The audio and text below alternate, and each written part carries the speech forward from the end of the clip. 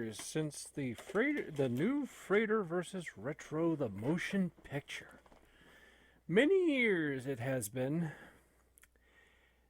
The guys, after defeating Dark Milo and his empire, have gone their own ways. They have gone their own ways. Gregory Peck has gone off to the Bering Straits to start his own crab boat. Pooh Guppy Adams has gone back to Crackdown, Ohio, or what was Crackdown, Ohio, because it was blown up by TIE fighters. Peter Graves has gone back to doing biography in Crackdown, Ohio. And of course, finally, Frater SH. We're not entirely sure what has happened to Frater SH. We're really not sure. He kind of just went off on his own, and we don't know. And Billy and Glenn, let's talk about Billy and Glenn. Billy and Glenn have taken over the new Frater versus Retro show, and have just gotten done playing a very good game of NHL 95 from the Sega Genesis years, and that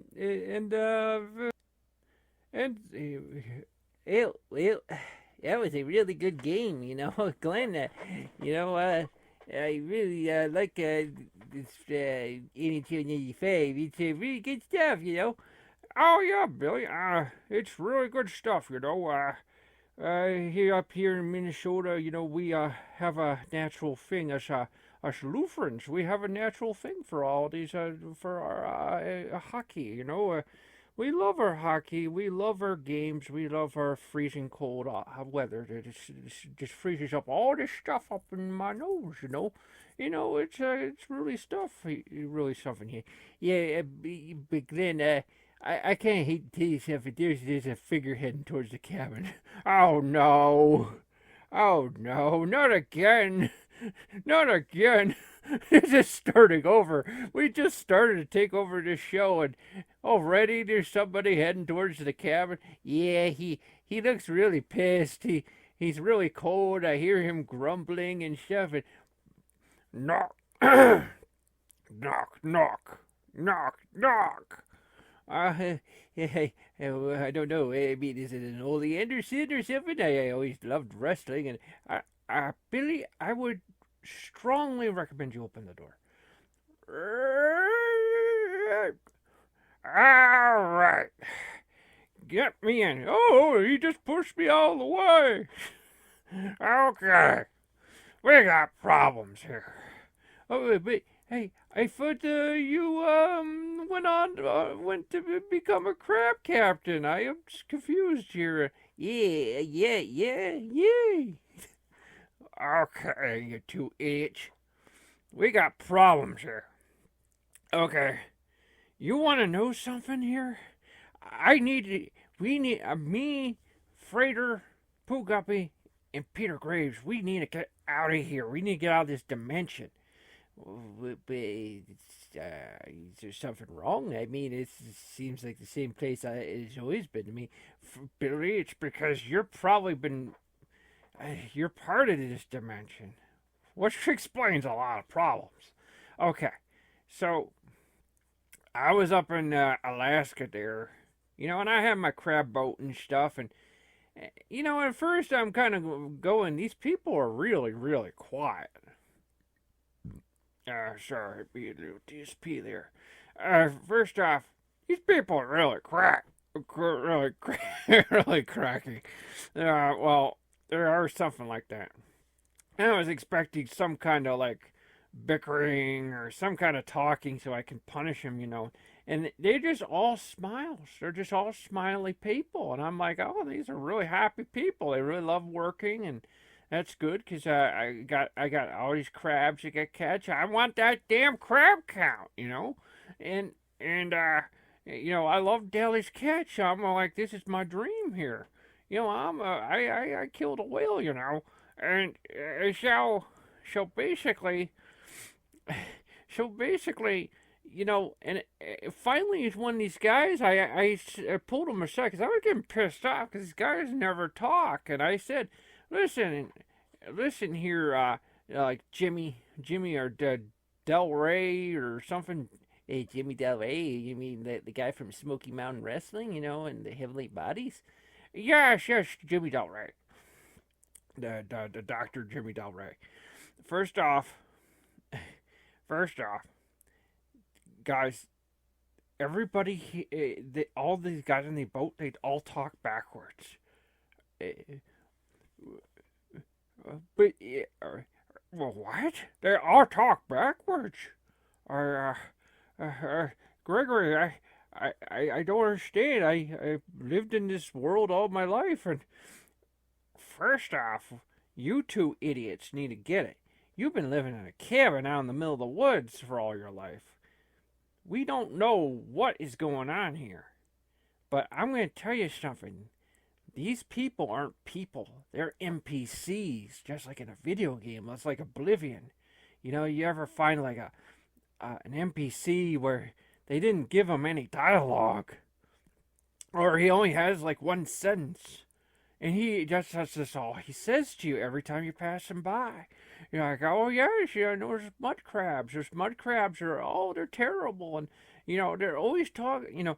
We got a problem here, guys. We have got to look. You guys can do whatever you want, but you have to help me. Okay, we'll help you. Billy, you're really talking a lot more. You used to just say your name. Oh yes, Gregory, just Glenn Farfinger here. First off, this is Glenn Farfinger, and this is Billy. I'm sorry to the folks at home I didn't introduce myself. My name is Glenn Farfinger. First off, a Minnesota accent. He always used to say that. Yeah, he has the Minnesota accent, though I'm not really detecting it as much. It's kind of like you haven't said anything in a long time. It's kind of like, I don't know, like we haven't done this in many years. Well, actually, that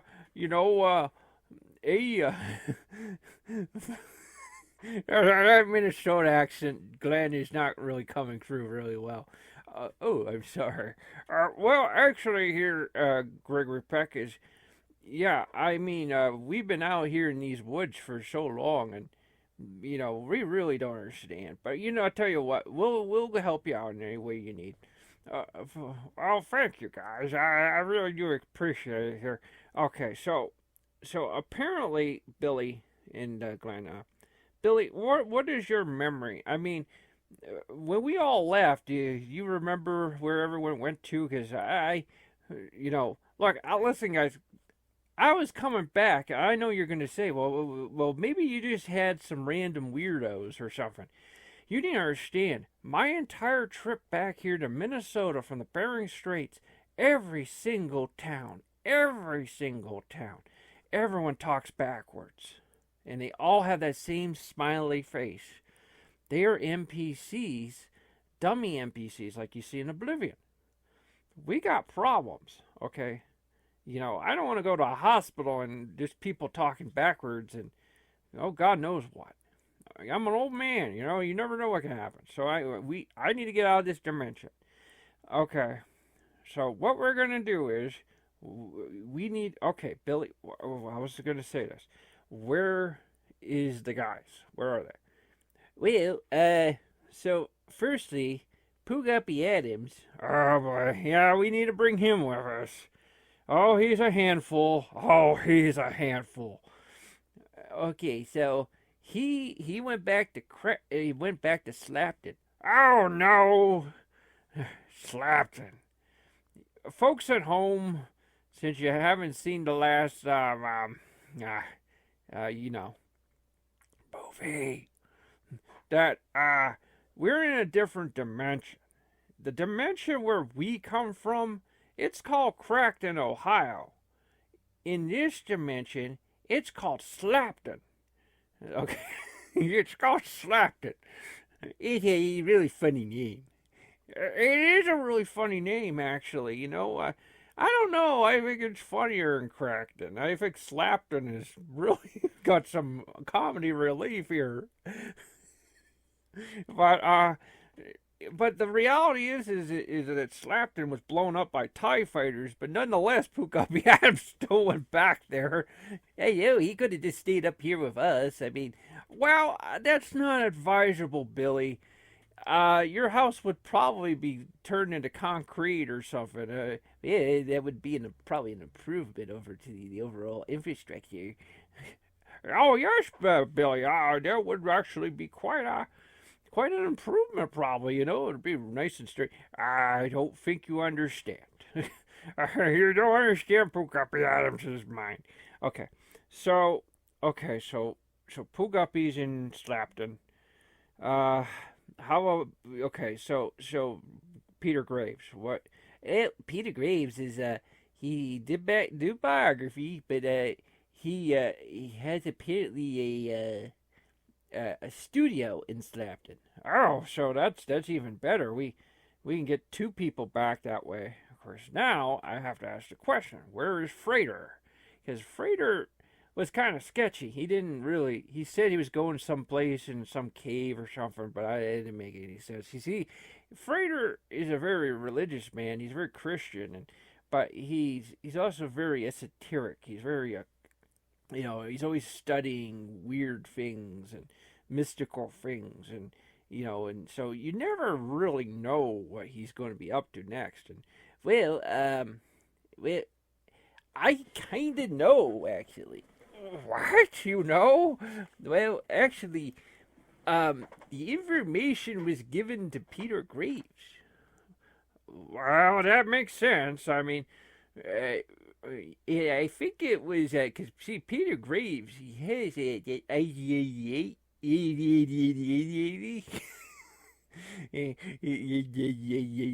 oh, here it goes. Here, he has a thing about H, Mr. Peck.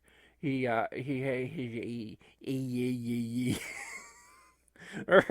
we don't got time, Billy.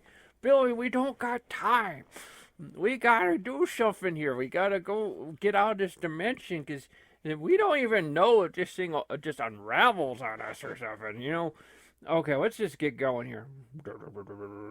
So the three, Billy, Glenn Farfinger, and Gregory Peck, have gotten into a jeep and now have headed towards Slapton, Ohio, which is probably not a viable place. They know they're getting close because they can see the smoke of all the cindered buildings and from all the TIE fighters that have blown up the area. But nonetheless, I guess apparently Pugapi thinks it's home. So they're going through the town. It's really kind of desolate. It looks like some Fallout actually. And so basically, they make their way. Up to a long hill, and they realize it's a TV studio, and they realize there's a picture on there, and it's Peter Graves' picture, and they realize they found Peter Graves. Well, guys, this is Glenn Farfinger here, and we found this picture of Peter Graves, and it's outside this TV studio. I think we have just found Peter Graves. Well, this is it. Guys, you know how he was years ago, and he's not easy to talk to. He has a tendency to do things with Wikipedia. He has things for, everything's like biography. The show. There's commercial breaks. He can't decipher what real life is and what is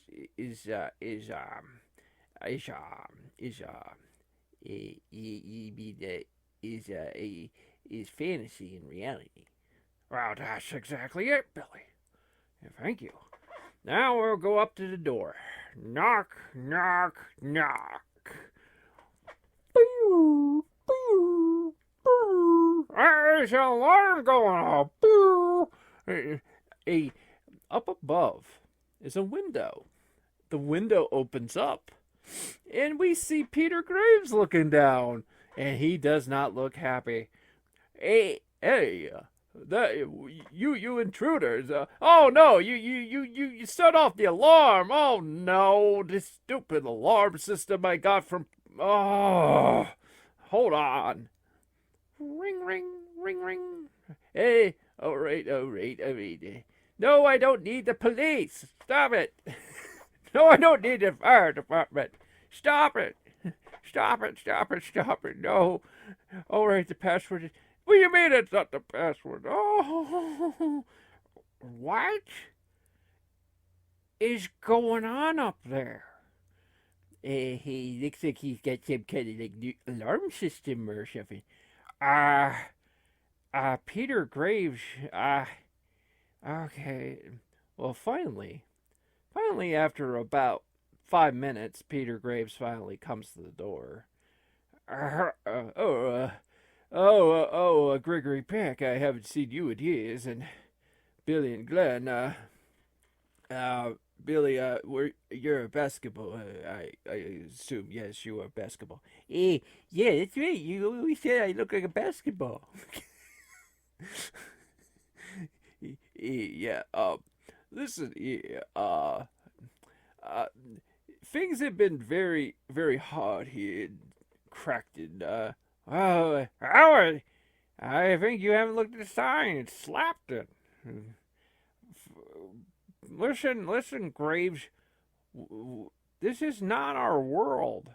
Hey, notice that I go down to the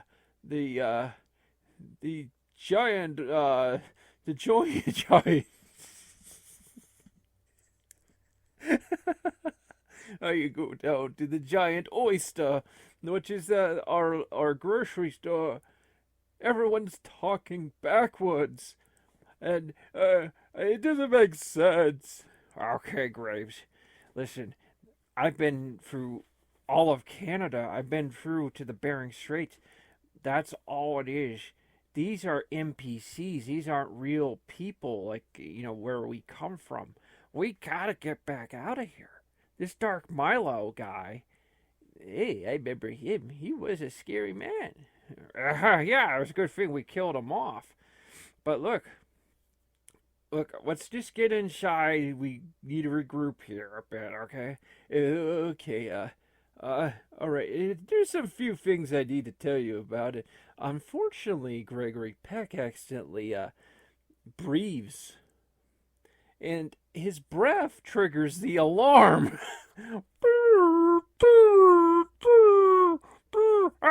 It's so loud. It hurts my ears. Oh no. No, this alarm system, it's too damn sensitive. Graves, where did you get this alarm system? It's Pooh Guppy Adams. Well, you got an alarm system from Pooh Guppy Adams? Are you insane? Oh no. Okay, hold on. Gotta wait. Okay, the phone is ringing. You always gotta answer the phone or they call the police instantly.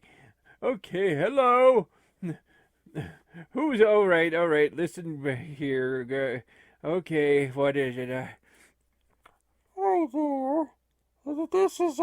This is Pooh Guppy Adams' alarm system regarding 22211 Slapton Rockton.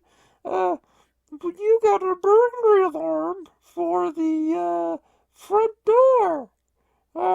Do you need the police? Oh no. We don't need the police. I mean, are you sure you don't need the police? I don't need the police. I really don't. Just to have a little peek? Graves, what is wrong with these operators? Listen here, folks. Oh, hello, sir. What's the name and password? What? No. No. I don't know what it is. Click. No! No! Graves, what's happening? The next contact is the police department. Oh, Graves. damn it, Poguppy Adams. Dang, Poguppy Adams. Why does he do these things? This alarm system is too damn sensitive. Well, the bad news is the police are on the way. And especially in Slapton, the police talk backwards. They all talk backwards.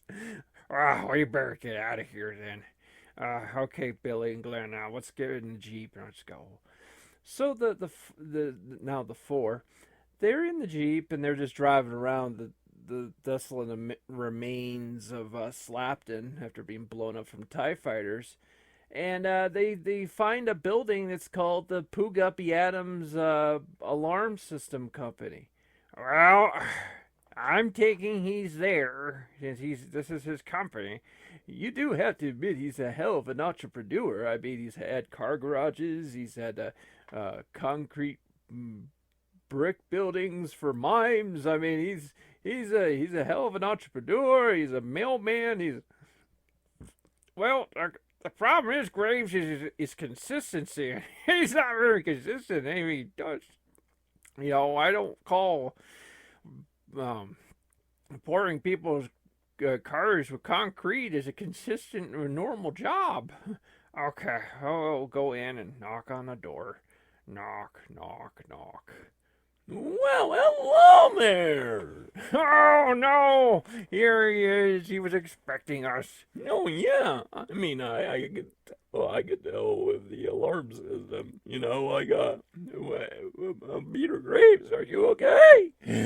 Oh, I'm fine. Oh, it's this alarm system. It's too sensitive. It's some of the best stuff I've ever made in my life. Oh, so Poguppy, how is it going? You mean how it's going down? I think it was a good far figure here, Poguppy Adams. Apparently you don't understand that actually this dimension's really messed up. I actually think it's a really wonderful improvement. I love how everyone talks backwards. He would like that, wouldn't he? He's not right. He's never right. But Frater loves the guy. He's absolutely. Frater just tells me he loves to have Poguppy Adams in every scenario. He's like the IRL star. He says this is like what IP2 really freaking needs is Poguppy Adams, and okay, Poguppy. So now we're all together again. Well, I gotta let you know that our alarm systems are some of the finest in the world. I'm gonna show you a bit of a demo of what we do. Okay, I'm just gonna put this headset on. Okay, so here we go. We got an inbound call. Hey, this is Chris Peterson here. I got this alarm going off and I can't turn it off. Well, have you tried to fiddle with the little switch there? Yeah, okay. I can't fiddling. How long do I do it? Hey, you just need to do it for 8 hours. What? I can't do that.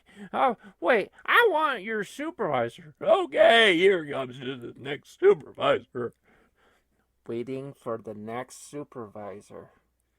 The next supervisor is appearing right about... No, well, hello there. Oh no. Okay, I'm fiddling with the switch, but wait, is this the same person? Yeah, I'm the supervisor. I'm the supervisor too. Yeah, okay, what do you want? Well, I'm just having problems with the alarm system you people told me. Oh, yeah, it's about a 25-year contract on it. What? You're telling me that? Oh, yeah, we'll sue you if you try to get rid of it. Oh, you're not joking, are you? Oh, there's no silly joking on my end. Oh no! Graves, this is terrible. I told you he messes with people's lives. These people can't get rid. You're telling me that my studio, I'm stuck with this for 25 years. It's a really good service. You're really well protected, Graves. Actually, according to our systems, there's now a whole SWAT team in the studio. Oh! Nerd! Nerd! Nerd! Graves, this is terrible. This is absolutely horrible. There's a whole SWAT team. Oh my God, there's helicopters. I think they're going to blow up the TV studio. Oh, no more episodes of biography. Okay. Okay. Well, Billy Grant, you can get the car warmed up. I need to talk to Graves here in Pukapi. Okay. So as you know, you're to know, Pukapi, you're in your own little world. So what's going on is we need to find Frater SH because first off, we need to get out of this dimension. We were taken from our actual dimension by Dark Milo. He was a real jerk. Yes, he was in fact a great jerk. Okay, so we need to get to Frater, okay? So, Peter Graves, Billy said you know where he is. Well, this IG-88 that I've kept, that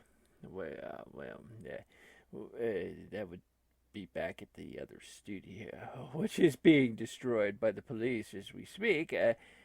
But basically, where Frater is, he's become a hermit. What? He's become a hermit. He does not talk to anybody. He doesn't text anyone. He doesn't message anyone. He's just gone. He apparently, according to Billy, and what I've learned is that he's in an island called E2. Excuse me?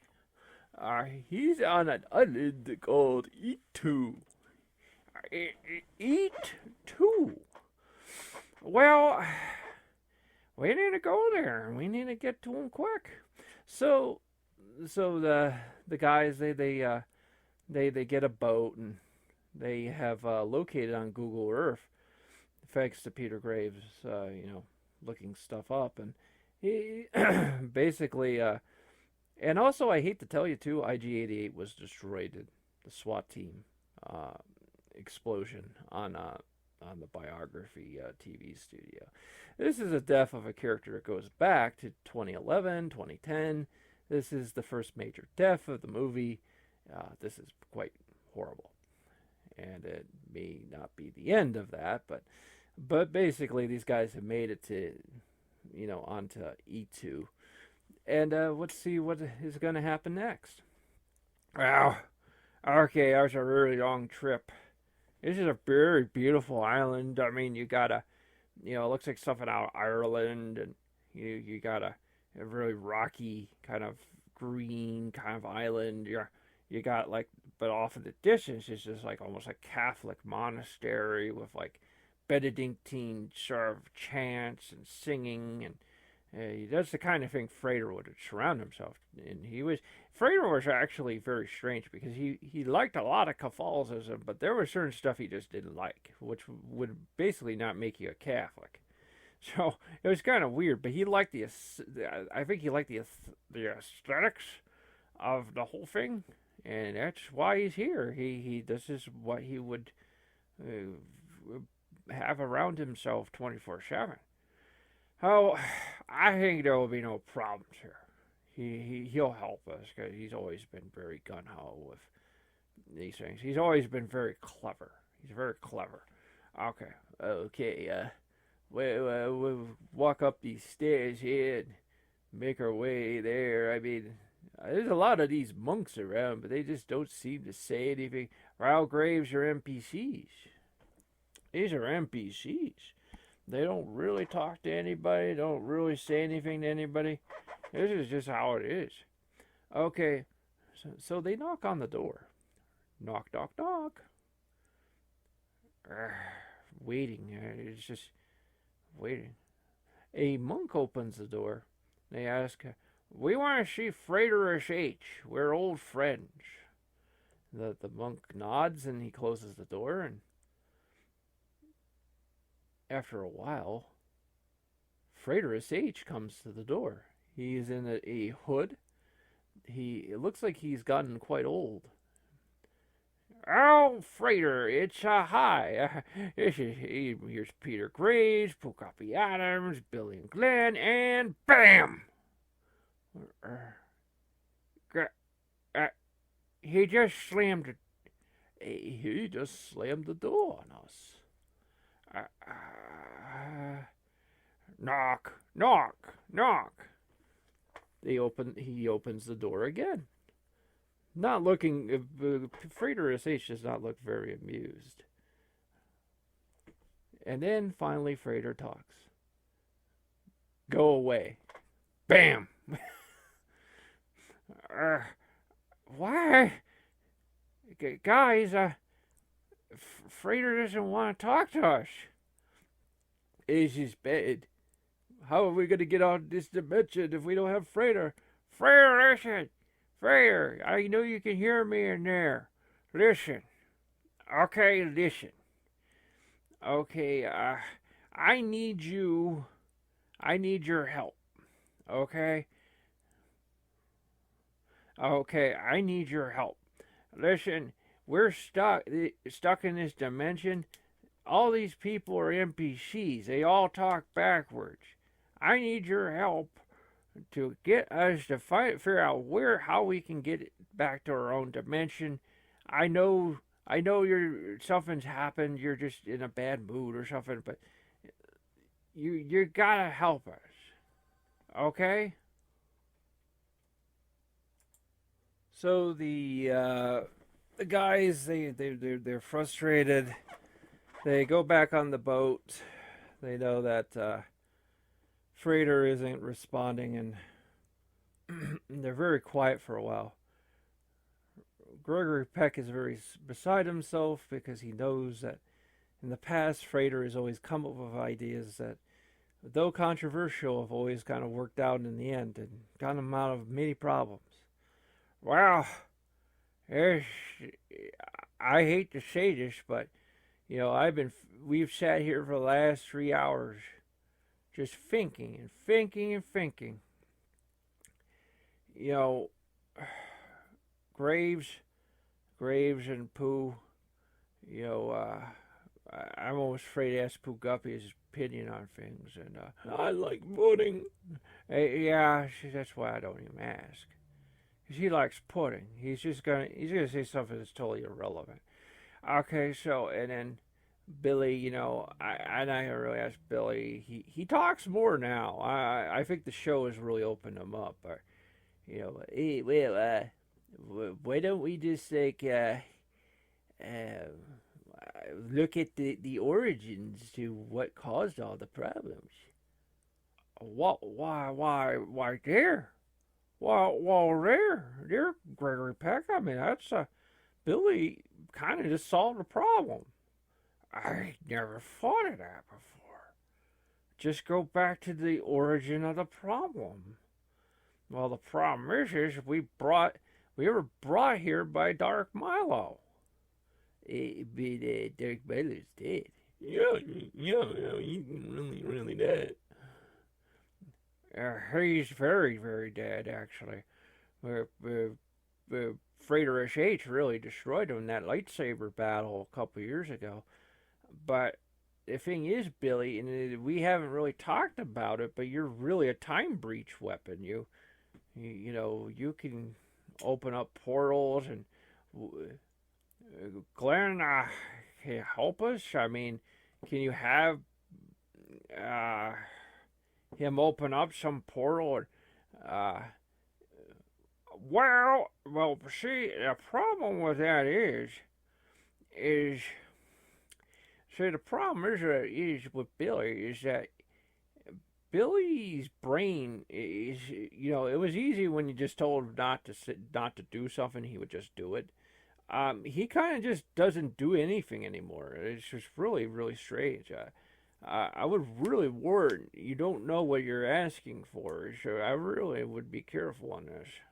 Yeah, you're right. But we need to get to the origin of the problem. The problem is, let's do a little recollecting here. Basically, what happened was Dark Milo went to this dimension because he wanted to start his own empire. He wanted to start his own army and not be opposed. But then, he wanted revenge against Frater. Because Frater owed him the show. And Frater Frater just said no because the guy was crazy. Can't really blame him. His bad help. So then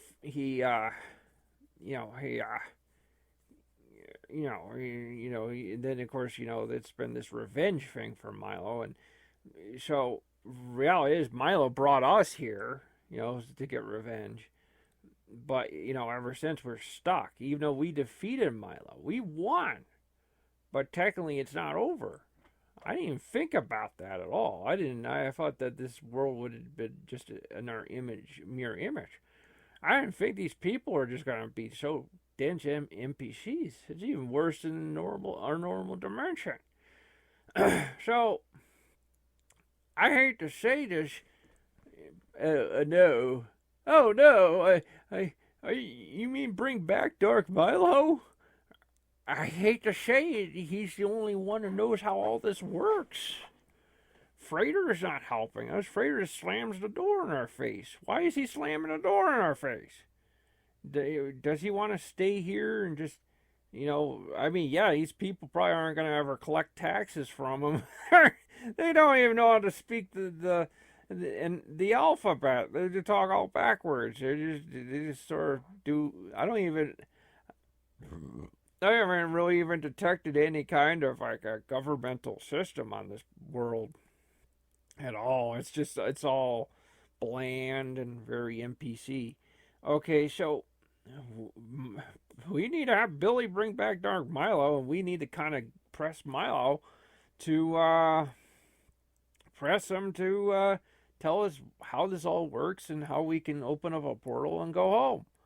I hate to say this, and this is absolutely terrible, but Frater doesn't want to go with us, and he's staying. This is the end of Frater SH. He's gonna live and die on this dimension and just be a hermit. I'm sorry, but I hate to see this guy just fall like this. And meanwhile, while the guys are talking, you would think that Frater H just doing nothing. He's welling in his own little world. And after Frater had closed that door, Frater had basically went to a desk with a computer. A little known fact about Frater is that Frater had an occult radio show at one point known as the Frater SH Night Show. And Frater apparently has gone back to doing it in this little monastery. Night train to Mundo Feeder. Night train to the earth. Running hard and running fast. Get away from my future and away from my past. Taking that gamble that cannot last. Night train to the end. Oh, hey folks, this is Frater SH here, and we're going to be talking about doorways of churches. According to the mystery schools, doorways of churches represent the female anatomy. Female symbolism. Let us concentrate on female symbolism that we find in church architecture. Much of our themes that we presently use to design sacred edifices are based on what we have learned from our Gothic progenitors. Though there have been various phases in history with certain styles of architecture have prevailed, but in most of them have been some standard themes that which have been perpetuated from time immemorial. Without doubt, some of the ecclesiastical designs in our buildings have motives that reach back to the early classical periods. Recall that Vitruvius said that who lived at the time of Augustus near the period of Jesus' birth. He made it clear that architects in the classical period used human body parts as their principal standards and benchmarks as designs with which they construct their sacred buildings, especially temples and shrines. The Gothic is a prime example of Vitruvius, gives us further account to show the relationship. In like fashion, parts of the temples thought to have dimensions of their several parts answering suitably to the general sum of their whole magnitude. Now the navel, Latin umbilicus, is naturally in the exact center of the body. For if a man lies on his back with his hands and feet outspread, and the center of the circle is placed on his navel, his finger and toes will be touched by the circumference. Also, a square will be found describing within a figure, in the same way as a round figure is produced. For if we measure from the sole of the foot to the top of the head, and they apply the measure to the outstretched hands, the breadth will be found equal to the height, just like sites of temples which are squared by rule. Look carefully at this architectural illustration of Vitruvius. Sorry, folks. This is from my book, The Occult Exposed Omnibus, by Robert Hunter. That is another pseudonym I use. Always gotta love pseudonyms on the internet. As you got, churches like Notre Dame, Paris, Chartres. Chartres. I'm not French. Abbey Saint Denis, Abbey of Saint Etienne, Caen. Look carefully at this architectural Vitruvius. He is giving a principle constructing temples that show the navel of a human body, representing the center part of a temple. Vitruvius said, "Now the navel is naturally the exact center of the church. For if a man lies on his back and his hands and feet outspread, the center of the circle is placed on his navel. His fingers and toes will be touched by the circumference. This, of course, is true. Now let us use this object lesson of Vitruvius to apply it to the human female. Now, if a female lies on her back on her posture, as Vitruvius mentioned, and then lifts her knees to be perpendicular to her body, her legs will also be elevated above her body as two projections. Such a position, I am told, is the common one that women assume when they are given a pelvic exam by a medical doctor. The genitalia will be given full view. Transferring this posture is an architectural application in regard to building a sacred temple. As Vitruvius would use it, the temple of the illustration revealed two elevated towers with an entrance to the temple between the towers at their base. Imagine such a building for a moment. Such a scene is not unlike prime Gothic cathedrals having two spires on each side of the entrance leading into the sacred precincts. Note the examples below. With such architectural posture in mind, we are now ready to carry the symbolism of the human body, in this case the female body, into the heart of the Christian architectural themes that were used near the period of the Crusades, when the Gothic designs had become popular. As Frater takes a pause, and he pauses his recording. He looks down, his book, and he puts it aside, drinks a drink. He drinks a little bit.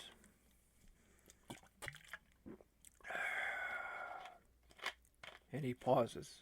Of course, the recording you just heard, you would think that this guy doesn't sound depressed at all. He's really into talking about the occult world and all the things in it and stuff. And What could be really bad, actually, with Frater?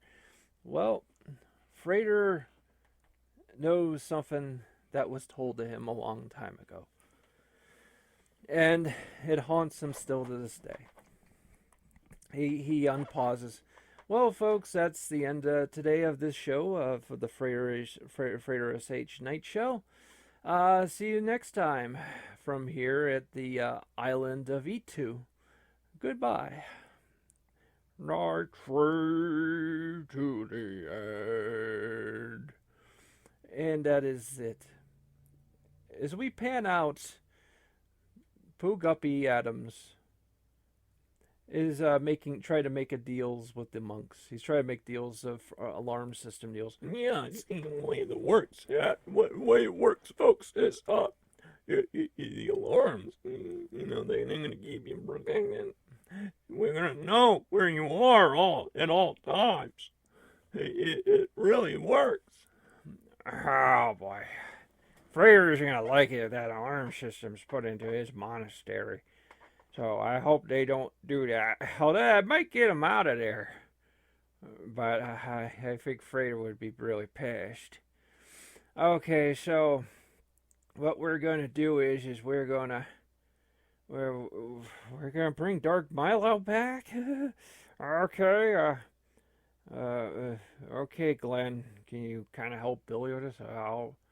I'll try to do my best. This is a humdinger of a thing. It is. That guy was a real meanie. He's probably going to try to scheme and take over the universe. I know, but if we can kind of give him somewhat of what he wants, maybe we can. Maybe he'll give us the secret to get out of this dimension, because he got here in the first place, so he must know something about Billy. He knows that you say this and he'll do it. So, with that said, Glenn convinces Billy. Billy, say Dark Milo. Actually, you might as well add that sergeant guy too, because that was his best friend, And he was really funny, actually. He was actually kind of goofy. I really liked him. He reminded me of John Banner from Hogan's Heroes. I liked him. Yeah. Oh, all right. Billy, don't bring back Dark Milo and don't bring back Sergeant.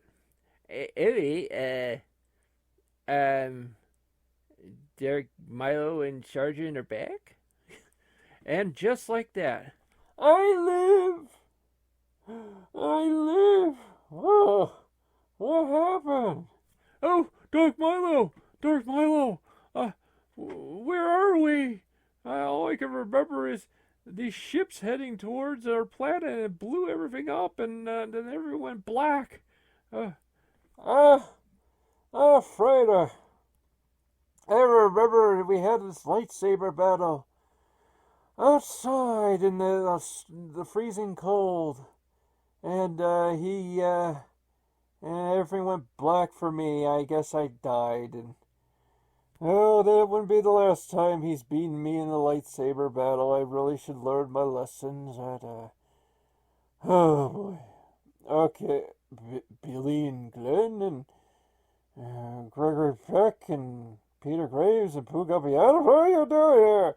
What are you doing? Sergeant, arrest these men. They are traitors to the Empire. Okay, Dark Milo, troops, troops? Where are we, troops? all right. Okay. First off, Dark Milo, there's no Empire. We destroyed it all. But you'll notice that we brought you guys back. And it's because we got a problem.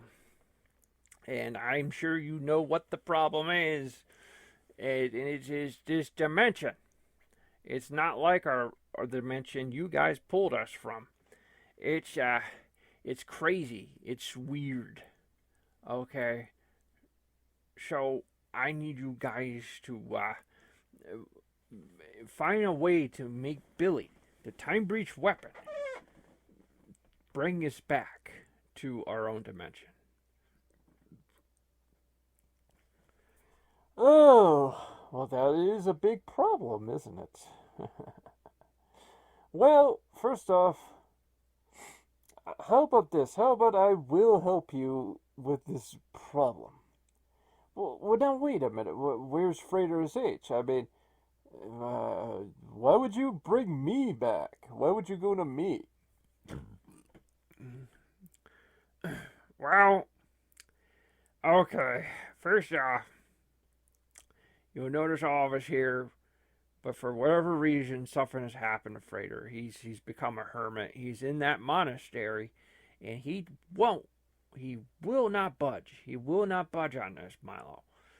He will not help us to try to figure out how to escape this dimension. We have no choice but to go to you because you are the ones that brought us here. Oh, yes, that's right. I did bring you here. So that would fall down on my lap. Okay.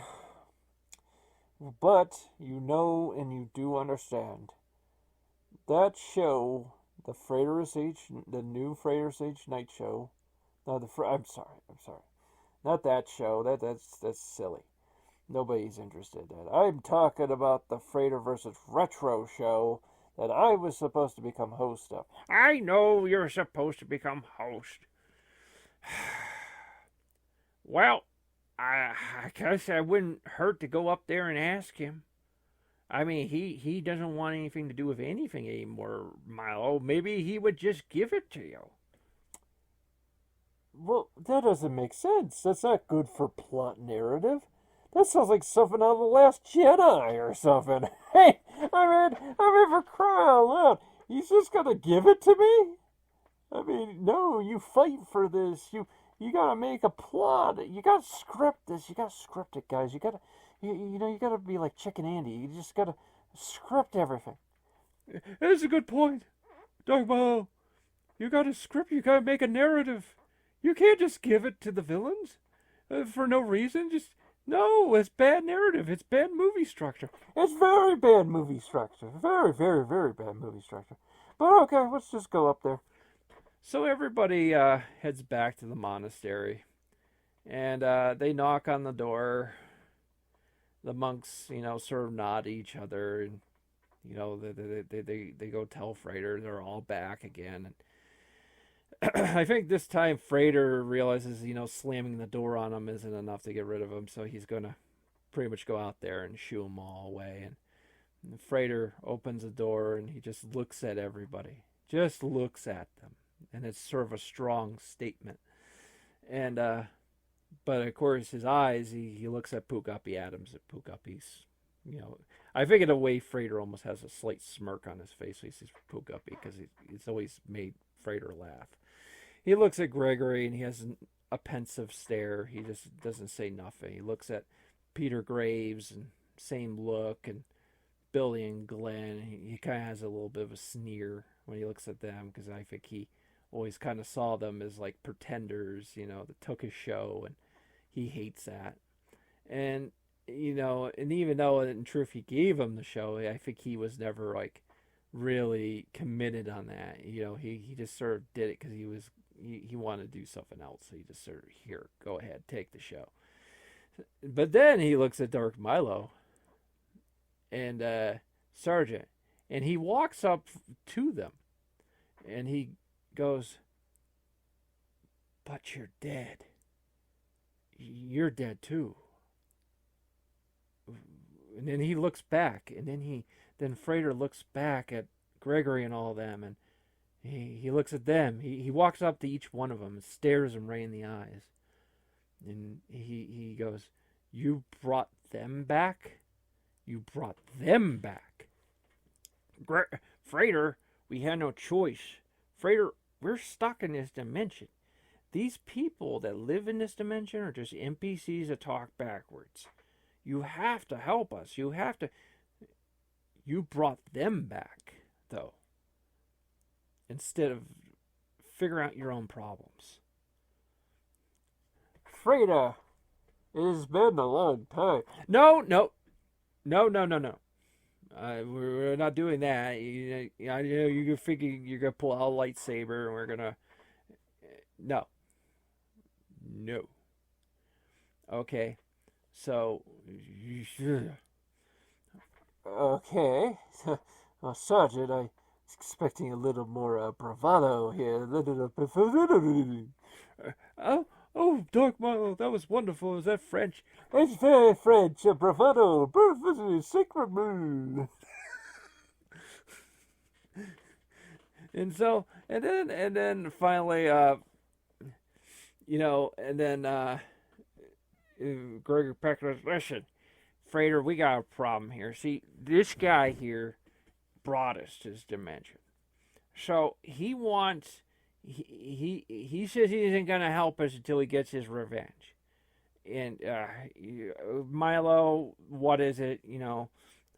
I want Frater, the Frater versus Retro show that you owed me. You owed me that show.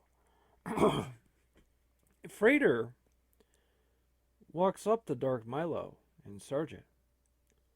Of course, Milo has his hand a little bit on his lightsaber hilt a little bit because he knows he knows very well how Frater is, and Frater's very twitchy with lightsabers, and he stares for a long time, and then he says, "The show's yours. I don't care."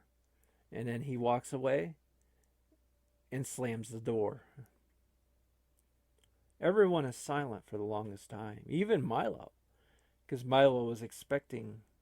He was not expecting that. He was expecting a lightsaber battle. He was expecting a final showdown. I win. Sergeant, do you hear that? I'm in shock. I am in shock too. You mean? Yes, the Frater versus Retro show's finally mine. It's finally rightfully mine. I made my revenge. I did it. Oh, no. Oh, Frater, damn it. I wasn't expecting him to do that. What is going on, Gregory? Frater just gave it up. He's like he's lost his total spirit into video games.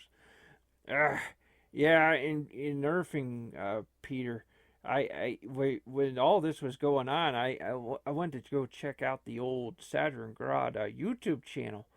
Because I kind of thought to myself, well, wait, has he made anything new there? And yes, he has. Yes, he has. For the last 2 years, he's gone back to the Frater SH Night Show, which just talks about the occult and weird history and things like that. He's gone back to that. So, oh boy, we don't have Frater in this. We got Milo, and I guess he's probably going to tell us everything now. Well, I am going to do so. But of course, first, of course, I have to do a Frater versus Retro show. Well, I am now the new host. And so we segue to the show, and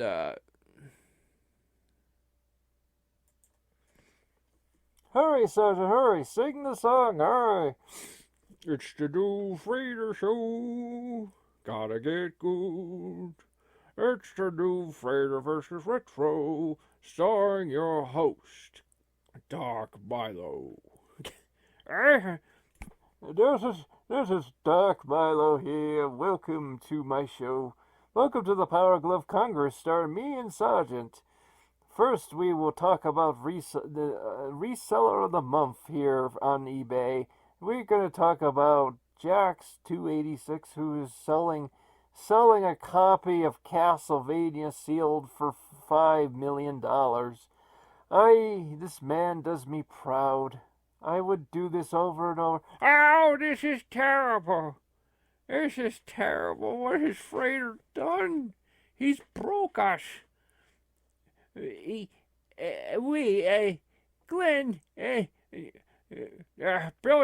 Billy, oh, this is a humdinger of a deal. Billy, we've just lost our show. Frater's just given away the show that was rightfully ours.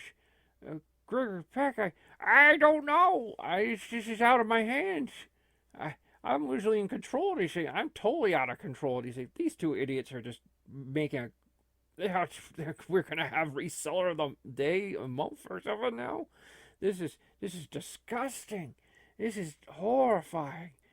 Like, Billy and Glenn, go pound on the door. Go ask Frater. Bam, bam, bam, bam, bam. Frater opens the door a little bit. He knew that probably these guys are gonna like say something like, Frater, this is Glenn Farfinger here, and Billy, you know, the one who you gave the show to originally, and I only gave you the show because like I didn't want it anymore. I know what you're gonna ask, like, why did I give it to Dark Milo? It's because let's be a little freaking honest. Let's be a little honest, guys. I did promise him the show 20 years ago. I mean, what was it, 20 years ago? It would probably be over 10. Yeah, over 10, whatever time. I don't care anymore, okay? You guys just fish, you know. It's video games is just a struggle for you guys, you know. You guys, like, okay. I'll say this. You guys need training. You need training to properly do this. Okay, so I'll tell you what. Why don't you go challenge Dark Milo for the show at a game of your choice? How about that? Well, I guess, Billy, we got to do it. Yeah, I guess we could do it. I mean, we're pretty good gamers. Oh no, you guys aren't good gamers at all. Milo was someone I trained. I personally trained him. He's actually a good gamer in his own right. You guys won't win. I'm sorry. And then of course, Slam. so Frater slams the door. So later on, Dark Milo is taking a shuttle back to apparently Sergeant has found a new battleship for him. It was apparently hanging out behind the dark side of the moon, apparently. Don't ask me how that worked or how no one just took any notice. There was just a starship just hanging out back there. But nonetheless, Sergeant found it for him. So apparently Dark Milo's heading back, but Dark Milo noticed there is a police cruiser right over there. Like he's like, what's going on? You know, like What's going on? Where's the police here? First off, we have a starship that's far stronger than anything the Earth has. What's going on? So basically, Dark Milo lands his ship. He gets into the battle cruiser, and then Dark Milo, I'm glad you're here. We're just having some difficulties up here. Difficulties? Well, what is that alarm going off? I hear Baruga, Baruga, Baruga. No.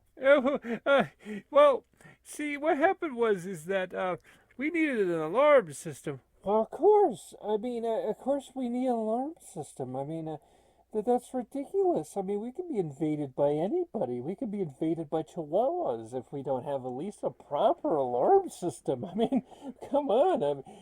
Just tell me about it. Well, you see, we Dark Milo, Master, we invested in an alarm system.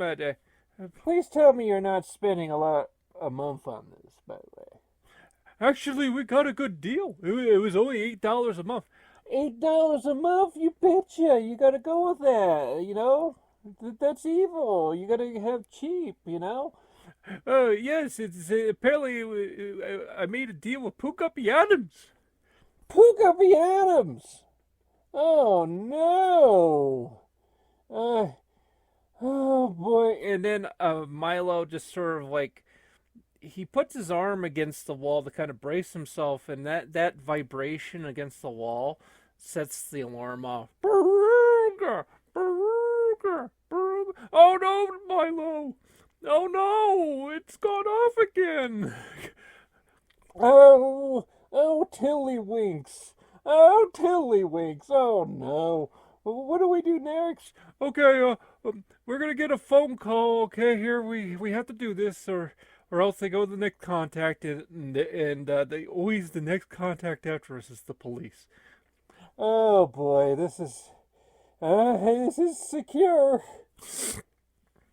Ring, ring, ring, ring, ring, ring. Hello. Hello, this is Pooh Guppy Adams Alarm System Company in regards to your burglary alarm at 556 Behind the Dark Side of the Moon. Do you need the police? Well, oh no, we don't need the police. We were just cooking up here, and it was just with all this crazy and stuff. Are you sure you need the police? You need the police, just be. Oh, we don't need the police. Listen here, numbskull. We don't need the police, okay? He just answered the question. Yeah, but it just feels a really little bit good. Just a tad bit, baby bit, just a little bit, please. No, okay? Okay.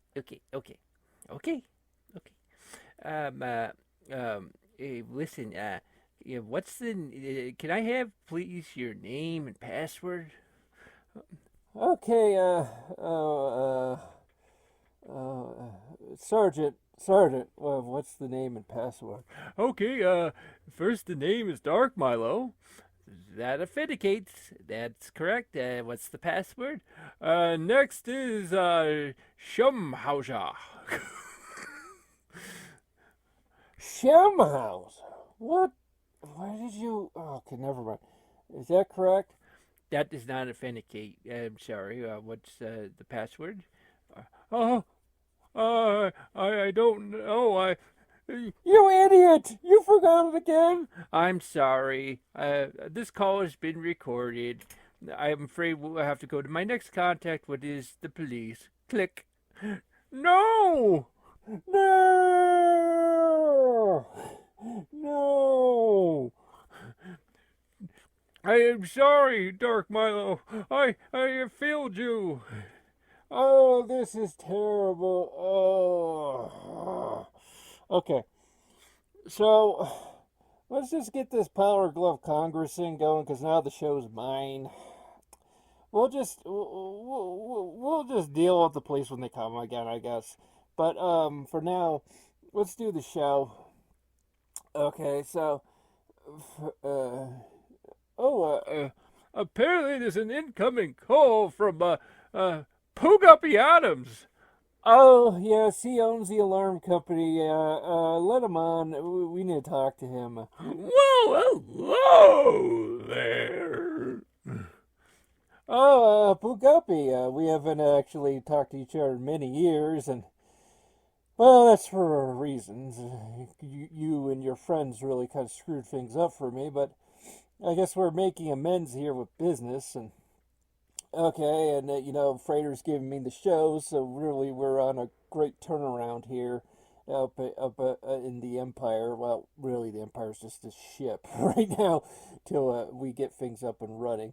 We're going to be making some introductions to some new people here, because obviously I'm not going to have you guys on the Power Glove Congress. You're going to feel my pain not being allowed on something. Okay, so Pooh Guppy, what is it? Well, actually, I just want to ask you how you like that new alarm system. But it's very, very consistent, I guess. It's very, it's very, very, very, sensitive. Yeah. I mean, actually, when you think about it, all you need to do is tap your toe, it's ground, and the alarm goes off. I love it. It's genius. That's just terrible, Pooh Guppy. Is there any way we could just kind of turn it down, though? I mean, I'm sure there's like some. we haven't figured it out, actually. The alarm is hypersensitive.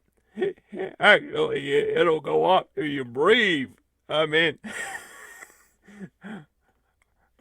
Sergeant, this sounds like hell. But I mean, it's $8 a month. oh, it's $8 a month. Sometimes it'll drop even more as time goes on. I mean, it may be free. Oh, okay. Oh. Click. Okay, Sergeant. Okay, Sergeant.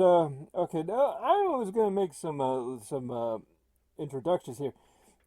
First off, over here are my new Power Glove members that Sergeant has been working on. We have a little bit of a robot factory. These are not clones. Not clones. They are just robots. And this is the Knights of Milo. These are my friends, my real friends that will play me in multiplayer matches. And a new announcement is that the new Frater versus Retro show, I want to tell you, is going to be all Call of Duty from now on, and maybe Fortnite. That's right, Frater. That's right. That we are gone mainstream. You'll be rolling in your grave knowing that we made your beloved show just into into some kind of just stupidness. Nerd run of the mill thing. I love it. It is wonderful. That is just such a wonderful, wonderful thing. It makes me want to cry. I'm crying right now. I'm just crying. I just love it. Yeah. Okay, so the Knights of Milo. Get the gameplay. Let's get the game going. Okay, we're gonna play some World War II. Okay, So, let's get that going here. okay, so there's a bit of a menu here to get things going here. Oh, this is going to be excellent. The people at home are going to really witness the beauty of the Knights of Milo, and it is just wonderful.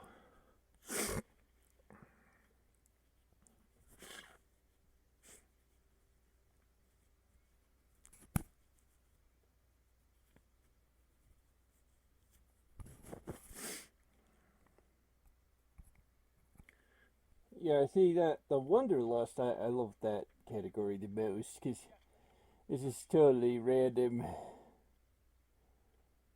So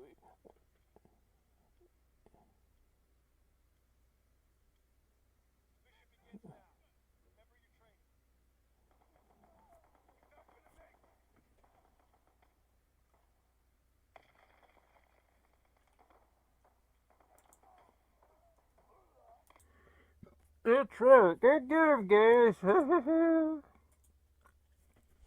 That's right. See, Sergeant, my Knights of Milo, they always there to protect me and help. Oh, they're not. I have to admit, the Dark Milo, we had some problems just trying to, get the... We're having problems just trying to get the bots to behave in a specific way. I mean, Yeah, well, my men are gonna protect me, so that's a problem. What are they shooting at, by the way? They're just shooting in random directions, Sergeant. yes, well, there's going to be some kinks. I mean, the Knights of Milo are got a long ways to go. Oh, Yeah, they definitely got some ways to go here. Okay, so,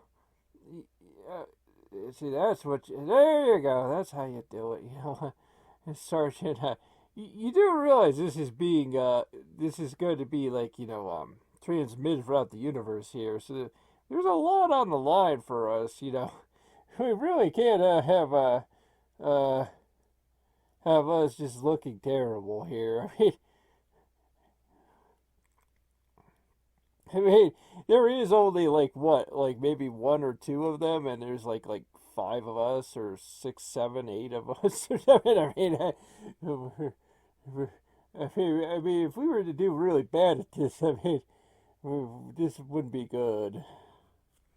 Oh, don't worry, Doc Milo. I'm sure that the Knights of Milo will defend you. And Well, okay, because I'm dying a lot. Okay, so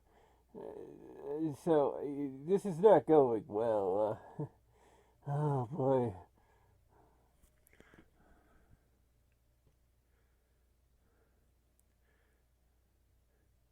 I suggest, Doc Milo, you hide in a box and just let them do their thing. I mean, just let them do their thing. Oh, okay. Maybe you're right. Yeah, just to hide out and just hide in the box. I'm the man in the box. Okay, we're just shooting random places now. I mean,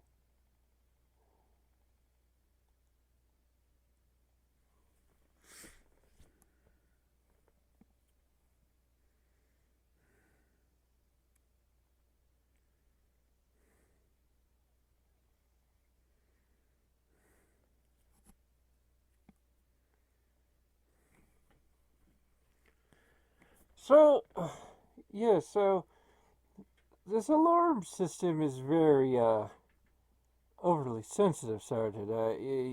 Is there any way we can do something?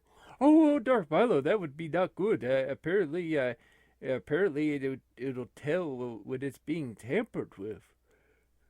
Oh no, we're just trapped for the thing. That's terrible. Well, I guess we'll just have to figure it out as we go. I mean, at least I got the Frater versus Retro, or the new Frater versus Retro. Why do we call it the new Frater versus Retro, by the way? Because it's... I don't know. I never really asked Frater that when he was on the Star Destroyer. I mean, he just doesn't really say why he names things the way he does. That was excellent, Milo. You did really great there. Oh, thank you there. You know, I love compliments, you know. But you got to do it more. You got to just keep doing it. The Knights of Milo here, you know, they're putting in their best best work here. They're just doing well, and apparently we're losing really bad. Apparently, I'm not entirely sure why that is, Sergeant. I mean, I guess you need to kind of work on programming these guys a little better.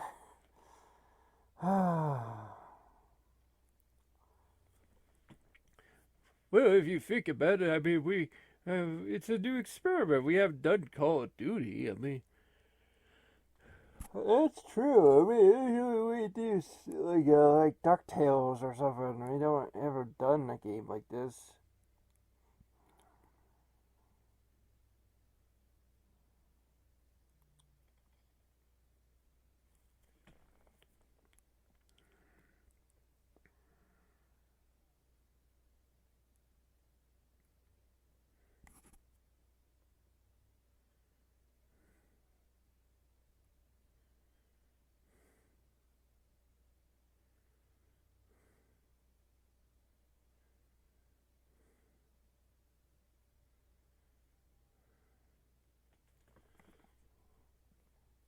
It's really hard to find things to talk about when we do a game like this. It's I don't know, man. It's just kind of boring. It's just, well, it's just it's just shoot, shoot, shoot. It's a kind of a problematic thing. I mean, apparently the Earth people. hey, we lost.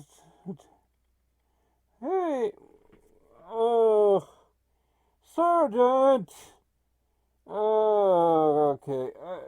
I need to get these Knights of Milo, I need to fine-tune them up a bit, guys, because apparently we lost really bad, and my idea is the Knights of Milo will be able to do great at future multiplayer games and like Warzone and other things. But this is not what I was expecting out of these guys. A bunch of ragtag bunch of misfits.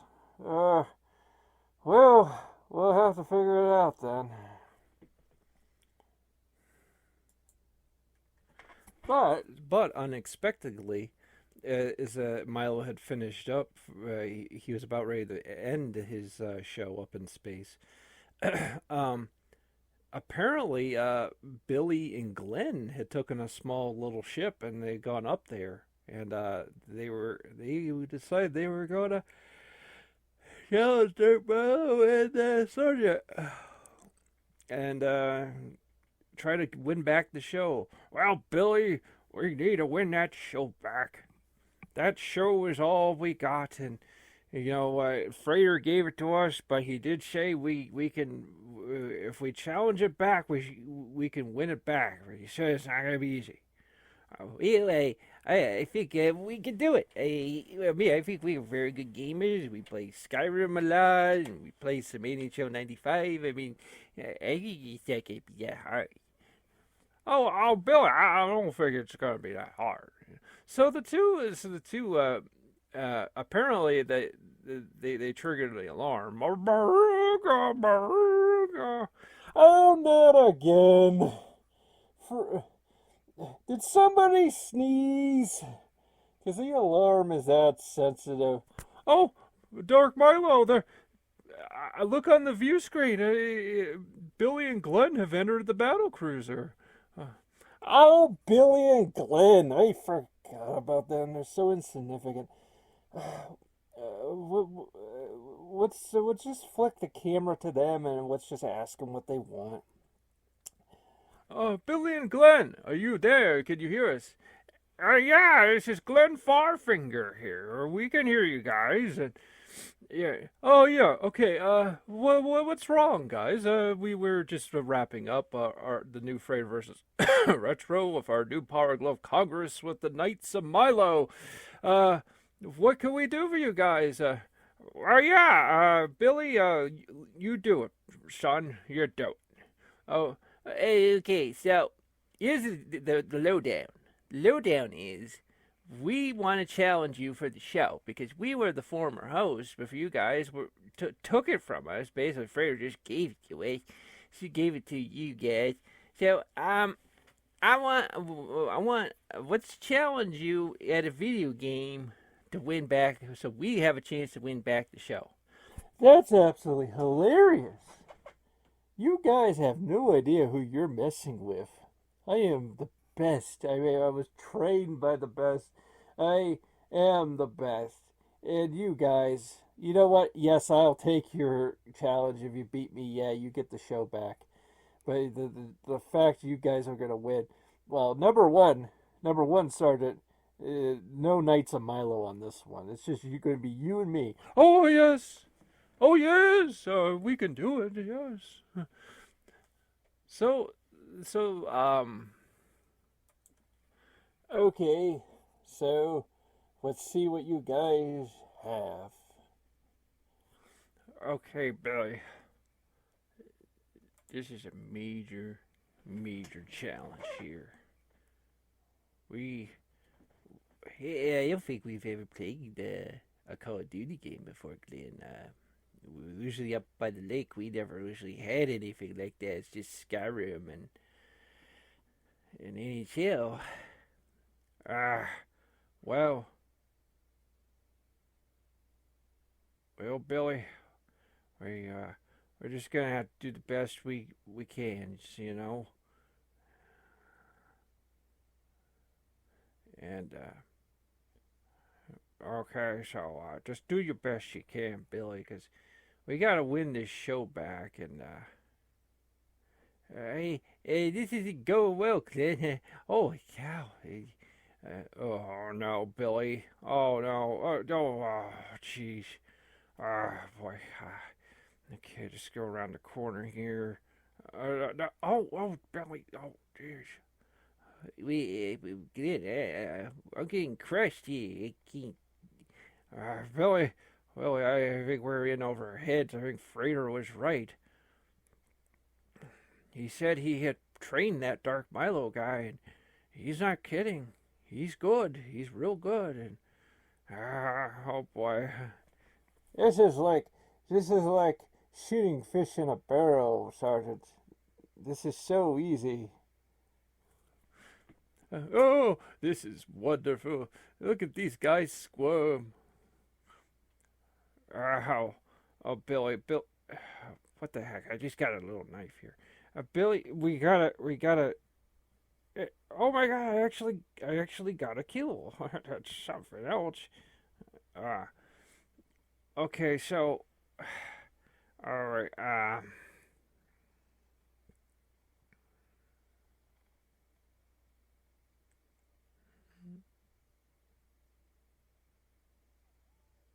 Oh no! Oh no! Oh no! Hey, you're on fire. Oh no! Dark Milo's got a flamethrower. Oh, I've got a flamethrower now. You little punks. You think you can mess with the power, Darth Milo. You're wrong. Oh, this is terrible. We're on fire. Fire! Oh no!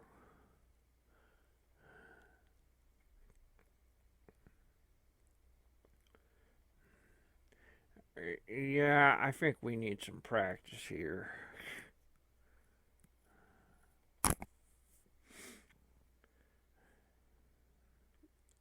Glenn, I really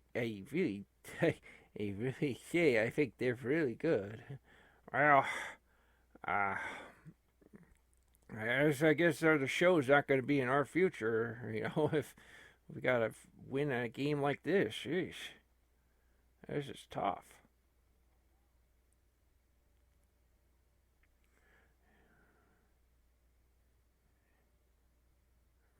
I think the problem is I need to take my time here. Yeah, something like that, maybe. Or maybe not.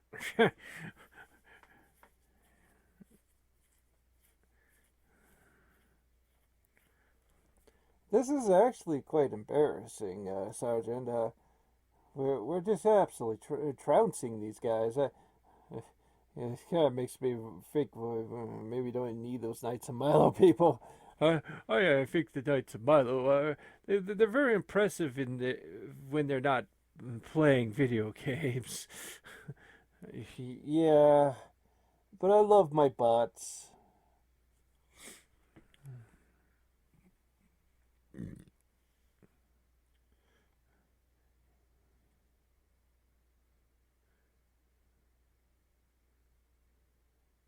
Okay, wait, I actually beat somebody. That's pretty good.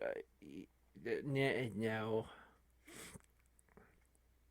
Billy, I think, I mean, it's 10-1, man. It's not very good. I mean, we're like the Cleveland Browns here. I mean, Cleveland Browns. We're not, just not doing well.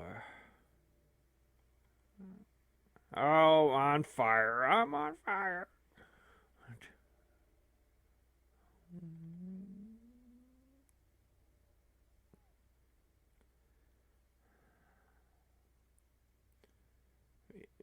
Wait, Glenn, I can't get this big, huge gun thing here. I might, well.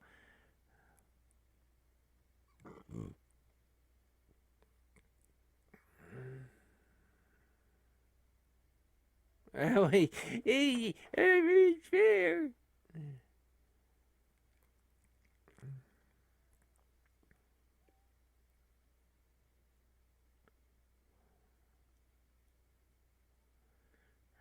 It's quite smoky.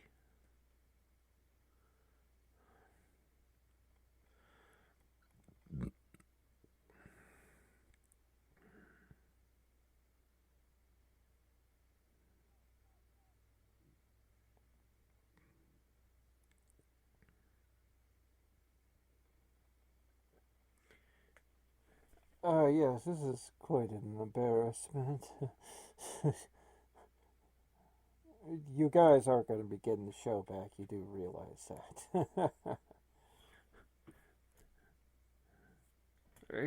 Yeah, Billy, I don't know. I don't really know what I'm doing here. Let's see here. I'm gonna sneak up. Oh, geez. You think we bet we sneak up on somebody? There's always another guy out there in the corner, you know. I know, Billy.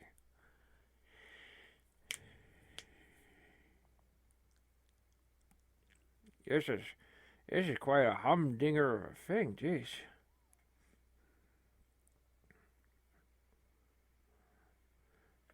Oh no, the alarm's gone off again.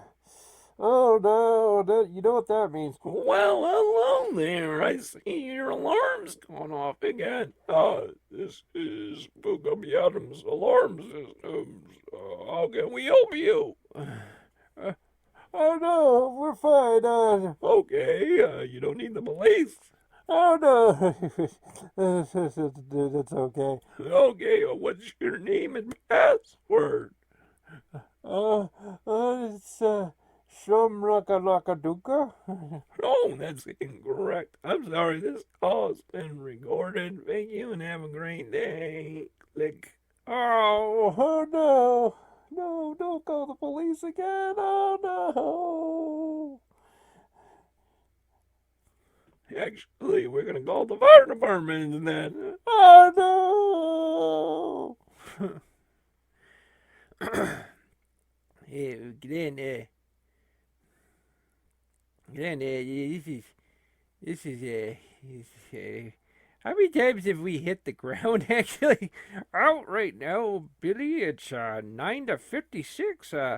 That's absolutely horrifyingly terrible. I think Billy, after this humiliation's over, I think we're going to need to talk Frater into training us. You know, I kind of thought to myself, you know, we're good gamers, but this is absolutely horrible. This is absolutely terrible. I mean, we're getting trounced here.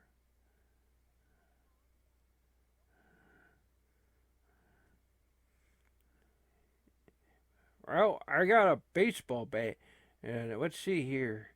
Well, one batter up, bat him up. Hey, I actually took someone down with the baseball bat. Hey, yeah, way to go, Glenn. Of course, it doesn't. Why did I do that? Holy crap, that is bright. Oh.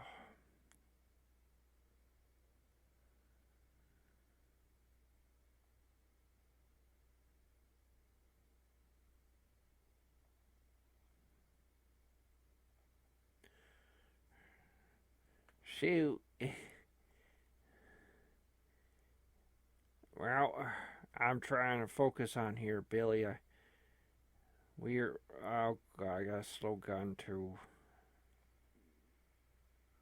Wow, that didn't go well. That didn't go well, Billy.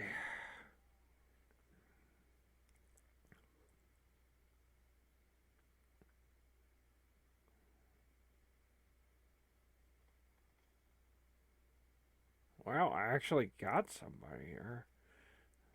I actually took Sergeant down. I took Milo down, too. This is humiliating. I mean, we're winning. We're winning extremely well against these idiots. We have defended. We'll defend the show. The show's ours again. But, jeez. Dark Milo, don't worry. We got them on the run. They're absolutely terrible. These idiots, they'll never take the new Frater versus Retro show from me.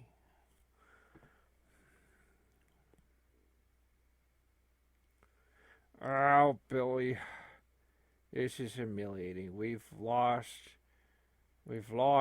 real bad, son. We've lost it all. We've lost the Frater versus Retro show that Frater had passed on to us, and well, we're going to have to go find Frater and get trained. Oh boy. So back in Crackton, Ohio, which is now known as Slapton, Gregory Peck and Peter Graves have gone back. They, of course, they didn't really bring Pooh Guppy Adams with them, but for some reason, Pooh Guppy Adams just sort of appears when he appears. But they knew they had a problem. They had to figure out how to get out of this dimension, but at the same time, there's just something Dark Milo knows. So they're going to have to. Well, Graves, we got a problem. Okay, so Frater isn't helping us. I'm still shocked by all that. Something's happened to him. He's not like this at all. I know him. I've known him for years. Hey, this is terrible. I mean, there's got to be something in the fragment of time that. Yes, Graves. There's got to be some reason. He's not talking. He's not gonna help us. And Dark Milo says he gets the show back. He would tell. Okay, that's just happened. This is terrible, Graves. He's gonna start promoting resellers. I listened to that show he had done. He said he's gonna do Fortnite. He's doing it just to fuck. I'm sorry.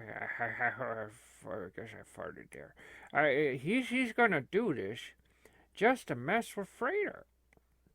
Yeah, he's just doing it. He's just to spite him. But the thing is, Frater doesn't care. Frater's in his own little world. I mean, I can't get to him. He just gives me a dirty look, and that's it. And he's never been like that. I can't figure it out. So what we need to do, Graves, we need to go to Dark Milo, because he said now he's got the show. He'll talk. So, okay, so we got this communicator device, and boop, boop, boop, boop, boop, boop. Hello, this is Sergeant.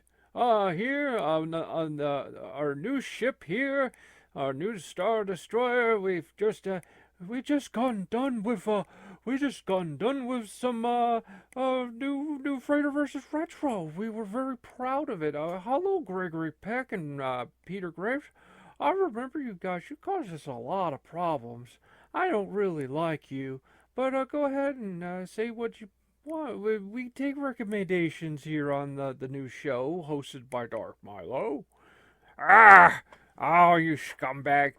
Okay, so he's got the show back. Oh, he's got the show back. We're very happy up here. Okay. Can you bring him on? We need to talk to him. Oh, I can do so. He's had a little break here.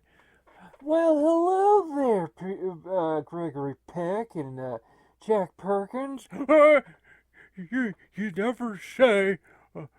Listen here, Chrome Dome. You never call me Jack Perkins. It's Peter Graves. Oh, no, he's so easy to get under his skin with that.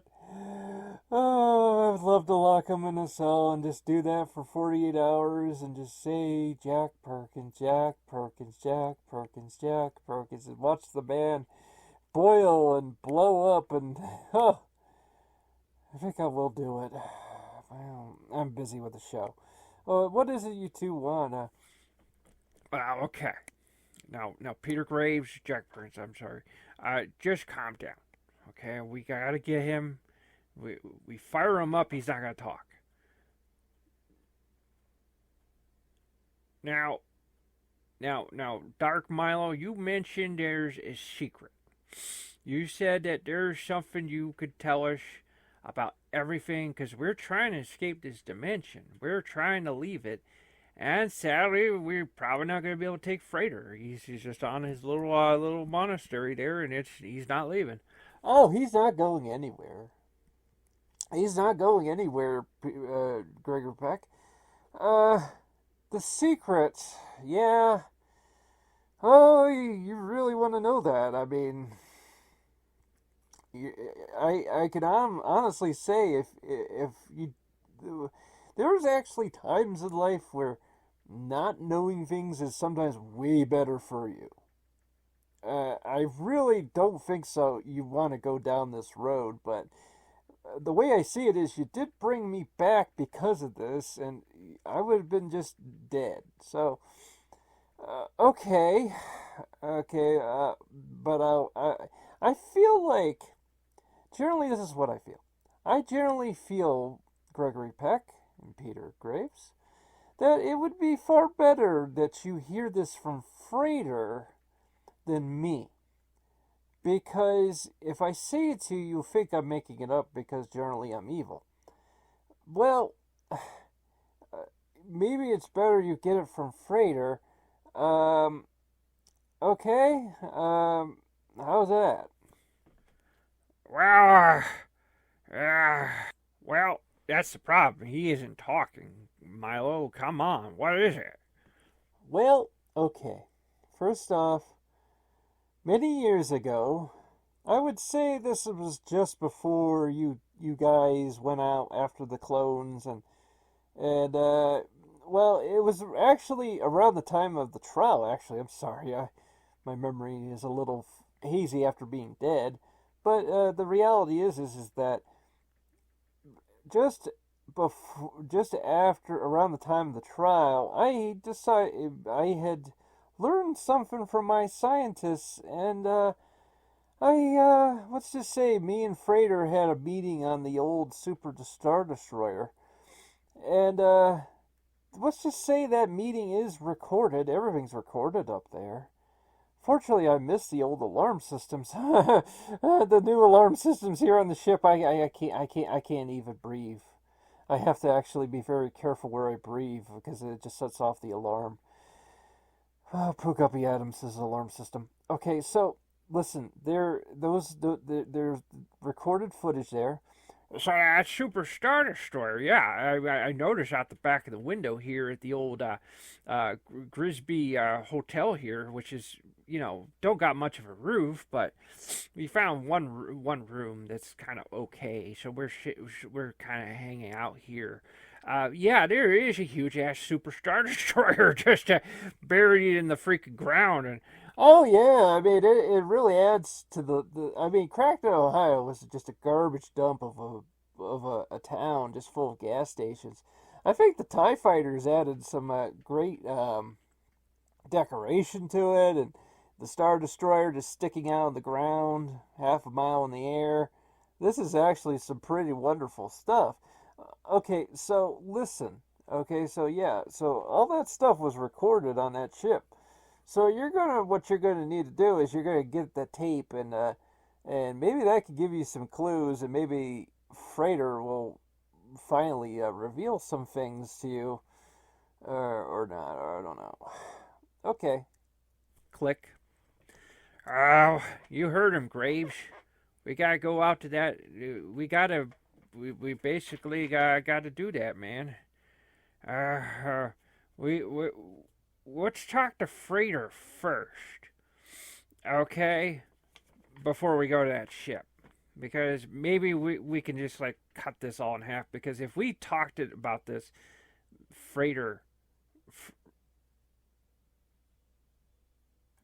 maybe Frater will just cough it up, okay? So Gregory Peck and Peter Graves, they take a ferry boat out to the little unknown island of what is it called? Well, basically out to Frater's Island.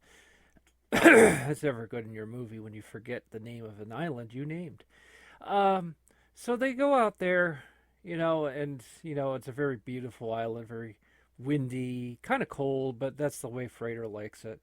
And they go up to the monastery, knock on the door, the monks nod at them, and a window opens up above, and Frater just sort of like, leans out. I think in a way, like, yeah, you would think Frater wouldn't be coming to the door anymore, but I think in a way Frater is entertained by this. I think he's a hermit, but he really likes some attention, but at the same time he knows something. He knows things that are far too disturbing for these guys, but they're going to keep pressing.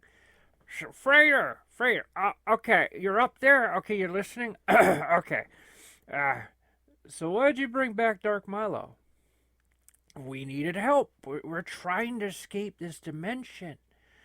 Buddy, we're trying to help. We need help. Listen, he knows things. He made this dimension, okay?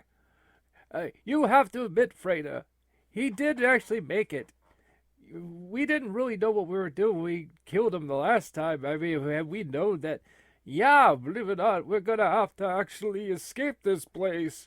You gotta help us, man. Well, nope. Okay, what else? What else? What do you gotta say? All right. Listen, he's got a secret. He says that you and him had a meet.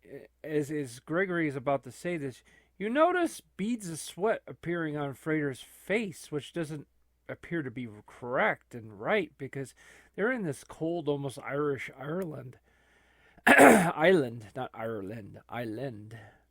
And he's starting to get nervous. And he almost looks like he's starting to have some kind of PTSD or something, or he's starting to really, So what it is you two had this meeting. You had this meeting on the old Super Star Destroyer that's now sitting in Crackton, Ohio, which is now known as Slapton. Okay, buddy, we gotta get out of here. We don't live in Slapton. And plus, also, Crackton didn't look like it was blown up by TIE fighters. We can't live here anymore. Okay, so basically, you two had a meeting, and we haven't seen the footage yet. We thought we'd just go to you, and you would tell us. And Frater just he acts really even more nervous now, and he slams the door. He says, "I can't help you." Bam.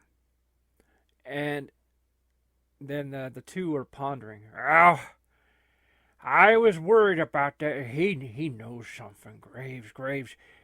Did you see the look on his face? You see the look on his face? He was so nervous. There's fear. Gregory, is there something maybe we shouldn't know? I mean, this Graves. We have no choice. I'm not going to live the rest of my life walking amongst people that talk backwards and just smile all the time. Graves, they have no personality. I mean, I realize people are generally pretty blank in their daily life, but they're very much NPCs. But you get these people by themselves, that they're not going to talk backwards to you. They're going to at least say, "Hey, I like the Steelers," or "I like a Giants," or I like hockey, and I really like what so and so. I like when Gar Farfinger there, he flicks the ball and it just lands on the hole. I don't really want to know what kind of sport that was. Graves, you don't want to know, but that's the kind of thing these people are into. I don't care about sports. I like Nintendo. I like Nintendo, and I would like to say I'm into new games, but all the games are very broke. So, and unfortunately, I would love to have a show to talk about it. Unfortunately, there's a guy in a crash helmet who's going to do marathons of Fortnite on it. We got problems, Graves. We don't even have a show. Okay, so we got to go with that Super Star Destroyer. We need to start digging. So the two go off. Now, back to Billy and Glenn. Billy and Glenn need training. Billy and Glenn are needing some deep training on from Frater, and of course after what you just witnessed, you're not even entirely sure this guy's going to be talking to anybody, but maybe they know what to say. Maybe they could do, and so Billy and Glenn have made it back to the Earth. They're very fairly disappointed after everything's happened with Dark Milo. I mean, they did not beat Dark Milo; they got crushed. So what is happening next is that they made it to the island on their little ship, and Hey, Glenn, we need to get trained, man. I mean, we're not very good at these video games. We're not going to win that show back. Oh, Billy, this is a lot serious than I thought. I thought this wasn't going to be that bad, and he crushed us. We needed training. Frater gave that guy that Dark Milo. He gave him all that training. That's why he's so good. We need to have that, but we got to approach this in a way. I mean, Frater's not talking to anybody. He's never been like that. I think I know what to say to him. Oh, Billy, what is it? I can't say, but I think on the tip of my tongue it's something starting with a P, and I think it's gonna work. Oh, okay. That's not that other P. I don't think he swings that way, but okay. So the two, they make it up to the monastery. And this is really the beginnings of things.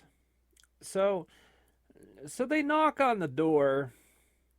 They knock on the door. Monks see them. Monks shrug, and they just say, okay, well, just, hold on. Frater leans out the window again. He's not even going to the door anymore for these guys. And then, of course, Glenn says, Frater, listen, we need some help here. We went to Dark Milo, and he crushed us. We were trying to win our show back. Well, your show, that we're hosting. And Frater just nods. And he really destroyed us. And I think you're a nice guy. I think you can do it. Can you please can you train us, sir? Frater just looks out the window and stares at them for the longest time. Frater stares at them and then slams the window.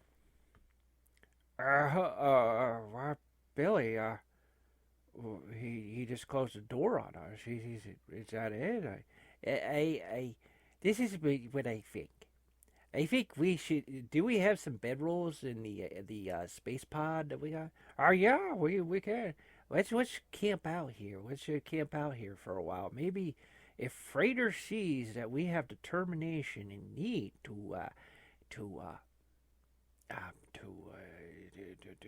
want training, that he'll see that, because I guess in some Orientals, Billy, where are you getting all this knowledge from? I don't know. It's almost like someone's writing in my head. So, well, I got you set up the camp. okay, I set up the camp. Okay, but I got another idea, because I kind of noticed something. I noticed that when Pooguppy Adams is around, that kind of perks Frater up. He always has that way. So I'm gonna go get Pooguppy in. So some couple hours later, Billy has set up a camp outside, and every once in a while, Frater will walk by the window and kind of watch them. So Glenn has Pooguppy. Well, hello, Glenn Varvinger. I have an alarm company now, Yes, I hear it's quite successful. Well, yeah, we're really getting a lot of phone calls. Our call centers are packed with phone calls. You really need to see this. It's really amazing and a great business. I'm taking a lot of the police are being called. Oh, every call leads to a police dispatch. Okay. Pooguppy, you want to talk to Frater? Oh, I love talking to Frater. We went to school together. I used to just walk around the glass room. I never knew what I was supposed to do. I just walked around, and eventually he eventually just opened the door of the school, and I walked out. Crikey, that's a humdinger of a story. So Pooguppy knocks on the door, and Frater, of course, looks out the window, and he sees it's Pooguppy Adams, and Frater starts smiling. It's funny. It's how Frater's just like this. His PTSD. He's just so despondent towards everything. But he sees Pooguppy, and he literally quickly runs down and he opens the door. Well, hello, buddy. How's it going? I hear you're not really talking to anybody. Well, Pugapi, things are just kind of rough right now. So, what are you doing?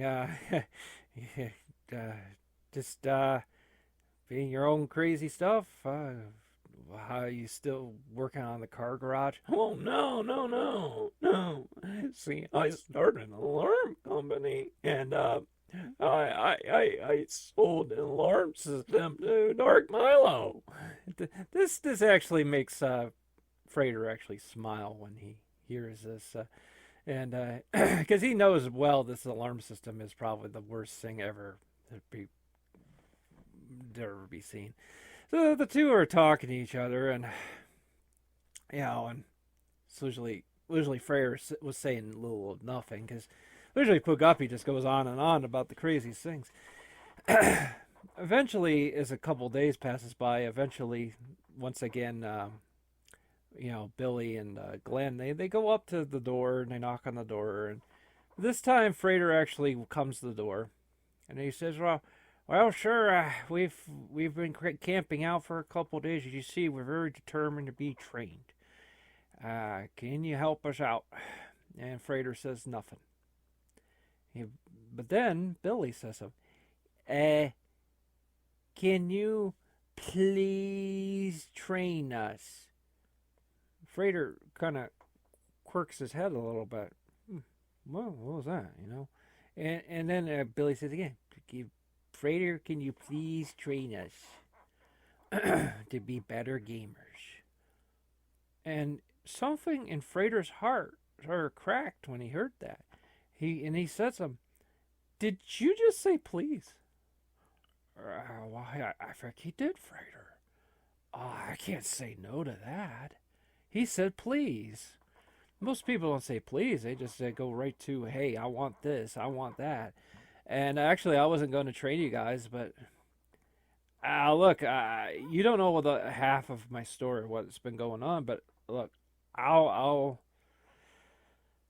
train you guys, but I'm going to tell you, this is not the thing you want to get into. Okay, so gaming is retarded. It's a waste of time. You should be studying Hebrew and Greek, the Bible. You should be studying ancient societies. You should be studying the origins of things. This is so interesting. Billy, listen, you want me to just train you at that? I don't want to train about video.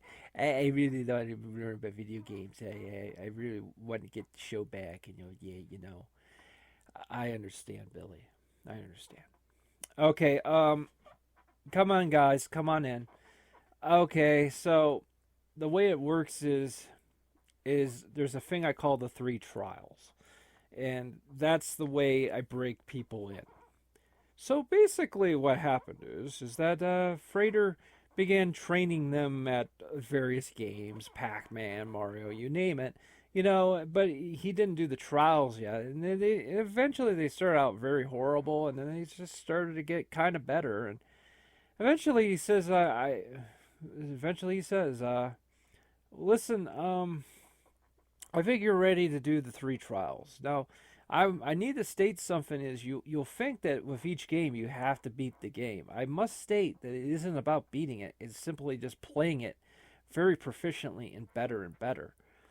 And just understand that the 3 games that I have are ones that are considered to be the most skill heavy around. Like, okay, so... Okay, let's get to it. So, Frater, what are we doing? You're going to be playing for these 3 games. First is Street Fighter 2. Okay, guys, so I would highly recommend using someone like Dulcim. I always used to like Dulcim a lot. Okay, yeah, Frater. Hey, this is something else here. I mean, I don't think they've ever played something like this before. This is quite a classic game, guys. I highly recommend you kind of play with this for a while, and like I said, this is the first game. You'll get better at it as you go. Okay, this is something else. So, oh boy. Hey, wait, what's it, Glenn? This big guy. Oh, he's moving those hands around. He's really moving his hands. Oh, oh, Billy. Wow, this Dawson guy, he kicks butt. Well, you have to like look out because generally I find with the computer that a lot of times the first time you play it, they'll kind of let you really get into it, and then they'll just start pummeling you. And a lot of it's kind of cheap too, but again, this is what we had back in the '90s. And now understand there are some games I would have preferred over the ones I picked, but mainly it's because I'm a little afraid Nintendo is a little too copyright heavy, and they're getting crazier with their copyrights, and I really don't want, you guys eventually when you do your show to be playing Nintendo and getting flagged and getting your channel taken down by Nintendo because Nintendo is trying to muscle in on everybody. Well, there we go. Frater, we won. That's actually very good. You guys did good. But understand that this game will start destroying you, and it can happen quite quickly.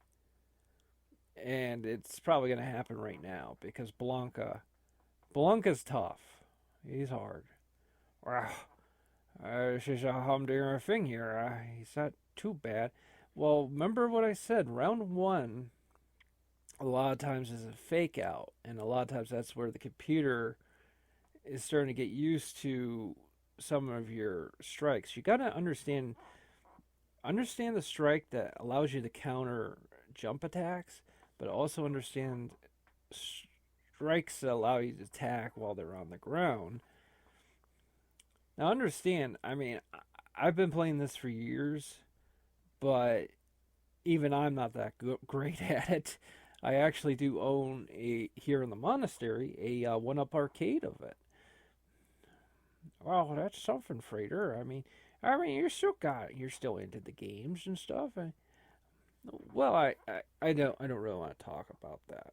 But I'm just telling you, it's a waste of time. Video games are a waste of time. But I'm just saying is that, studying ancient societies and mysteries and secrets, you really should be devoting your life to that. But look, if you really want to know what it was like when I was making the Frater versus Retro show and how I trained someone, this is how you trained it. Did you train Pookuppy Adams? Pookuppy Adams is sort of in his own world. You don't really train Pookuppy Adams at anything. He just sort of does his own thing. It's funny. I don't think I have ever remember on the show him ever talking about any video games. He just never did.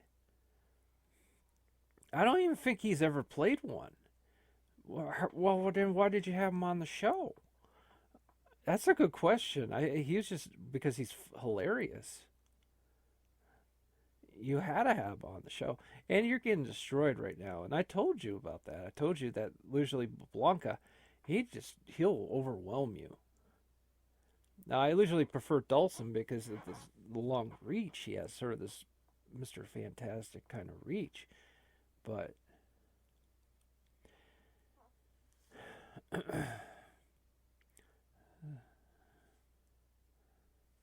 so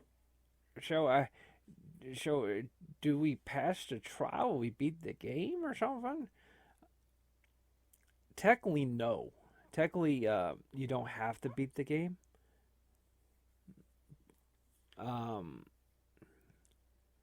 Because I decided it was better to you pass the trials if you just keep at it and keep at it, and that's the whole point of it.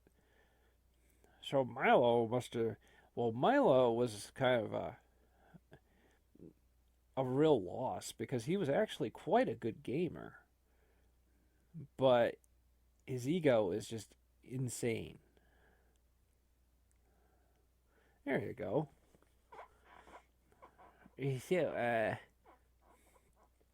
So, this is a really great game. I absolutely love it. Oh, it's a classic. Yeah, and what it teaches you just teaches you about button inputs, and that's really why it's important because it teaches you when to initiate the certain kinds of strikes and really in all video games now. I mean that's what gaming's about is inputs. Now for the third game, like I do have a platformer because that's the really the basis of gaming is a true platformer. Unfortunately, like I said, I was trying to avoid Nintendo copyright, so I had to pick a different game that is still classic,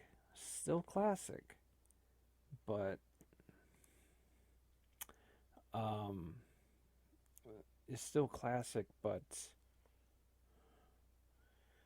this thing isn't going to get your channel taken down by Nintendo. And again, that wasn't. Don't worry about losing. That's not the point of the trials. The trials is to get you through these three games, and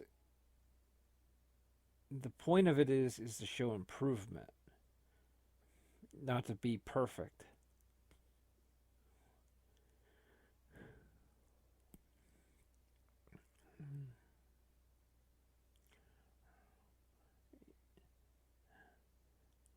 I don't think I've gotten the hang of doing like the certain strikes and stuff.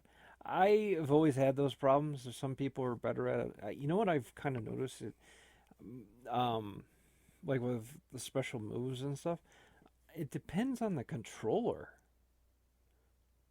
Like it's crazy. Sometimes like just the right controller, I can do the moves like crazy, and then others like I can't get the inputs to go through, and I can't do the special moves at all. That's why I really recommend. Although it does actually train you to not spam the same move over and over, though. I actually think it's good if you become very good at knowing when to use high and low kicks and punches, mixing it in. That's actually more skill than if you just spam Hadoukens all the time. Yeah, go back to Dulcim because he's actually very interesting. I like him. Blanca, he's just a machine. Yeah, if the computer decides you're going to fight him first or second, you're in a lot of trouble.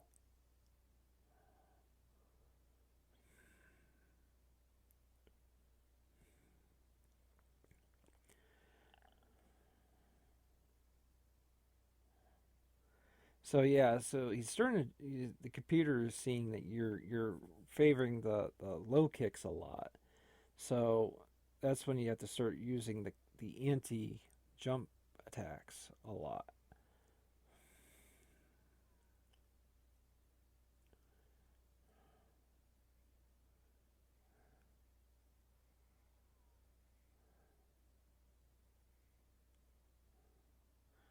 I think I just saw Blanca vomit a little bit there. Did she vomit a little? Yeah, that's. I mean, the game is, for its time, was very very animated, very detailed in its art, in its direction, and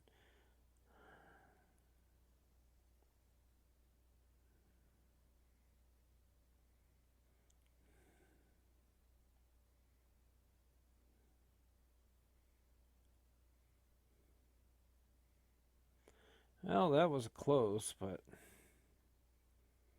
yeah. Well, I can tell you what, guys. I mean, if you want to, you can go on to the next game now and start the second wave of the trials. And so the next game is Doom. And the reason why the Doom is the next game is because this is the foundation of all shooters. So I know that you mentioned, how Milo's been favoring. So you're gonna play on the hardest difficulty. Oh jeez, oh golly, yeah. You're gonna play on the hardest difficulty, and the reason why is because this will get you used to just the nature of a shooter, how intense it could be. I'm telling you, Milo. I had Milo do the same thing, and he got real good at this. But this is very meant to be frantic. It's not meant to be easy.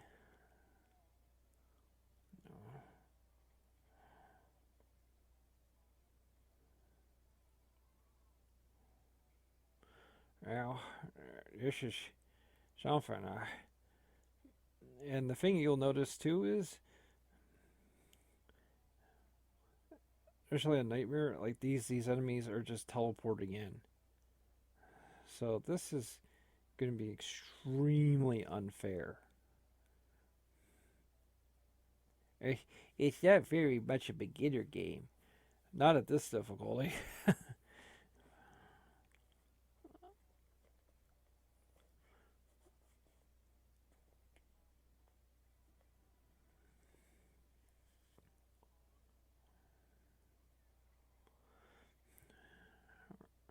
And like I said, the shots really take a lot out of you, Frater. I mean, yep, and you'll play it over and over and over.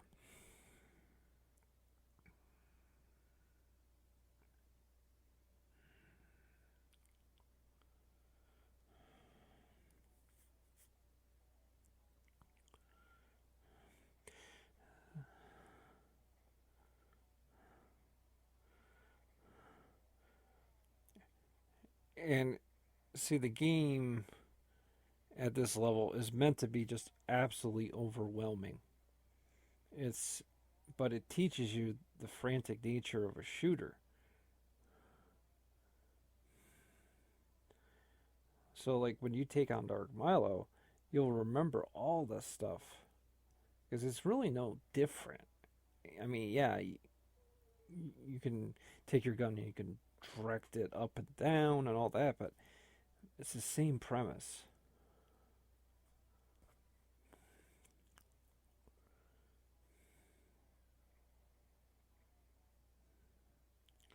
Also, you gotta learn patience. You gotta learn to draw enemies out.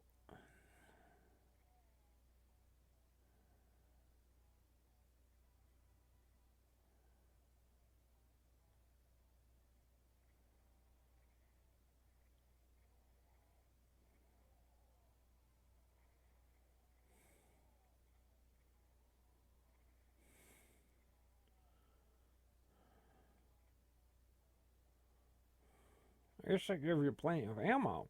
Oh no, look out!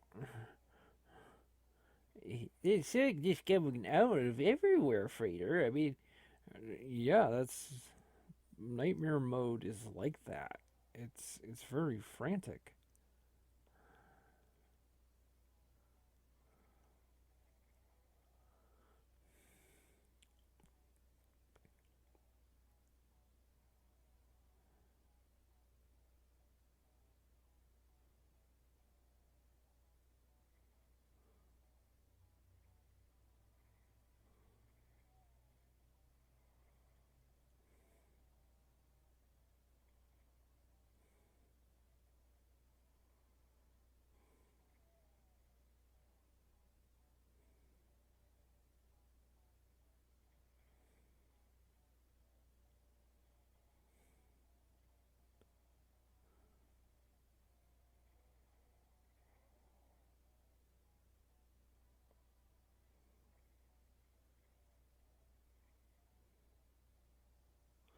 Now, sometimes if you can get the enemies to actually start fighting each other, a lot of games don't do that. I mean, so a lot of times if you can sort of manipulate things just right, you can. Now, see, they teleport right. Oh, that wasn't fair. Well, it's kind of not meant to be. Most games, that's the way it is. It's about dealing with uncontrollable circumstances.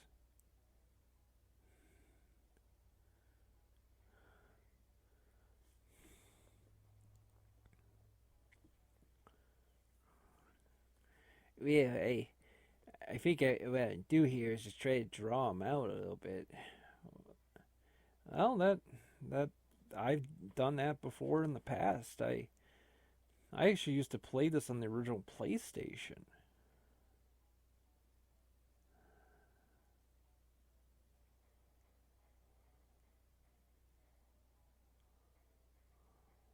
There you go.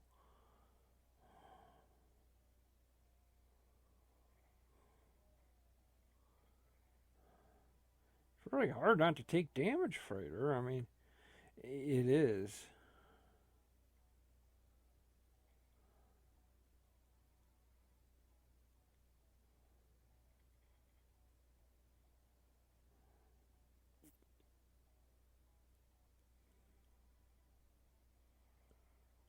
Yeah.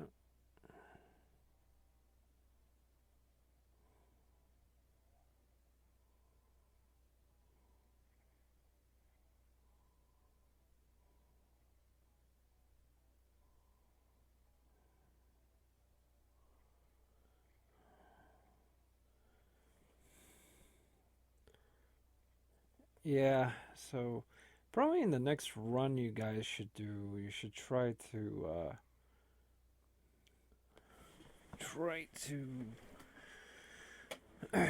just try to run through it because it teaches you how to deal with impossible odds as fast as possible. Just go right into it. Just dive right into it.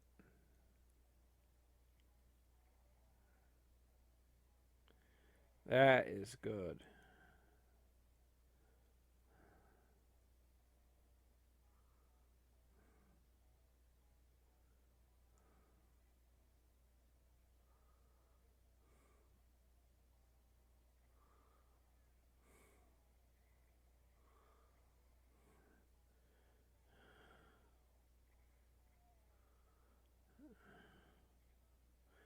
Yeah, just sort of dive right in there. It's okay. It's okay.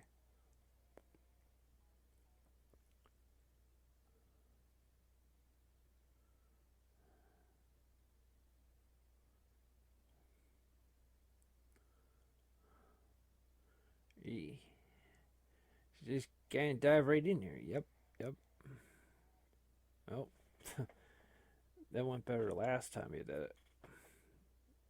Sometimes it's about timing, position, everything.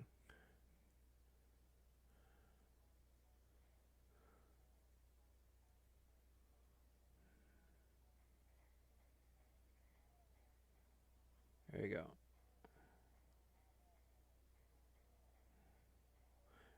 I just realized you could shoot right through that block right there. Yeah, yeah, it's kind of not fair.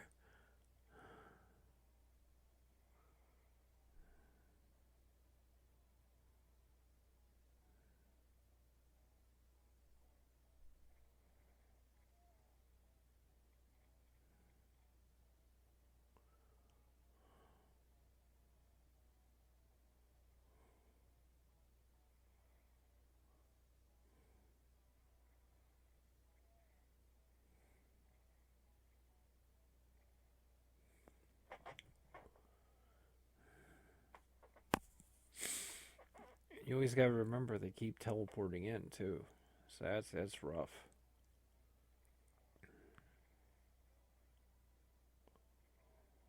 There you go. Yeah, yeah, dive in there.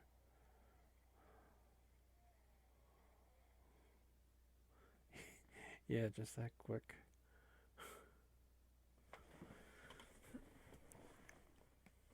So yeah, after this run, we'll go to the final third trial, which will complete your training, guys.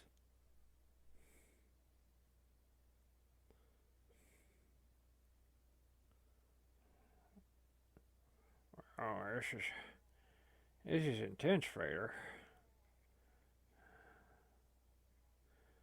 But I think you guys are getting better. And I would recommend keep playing these 3 games.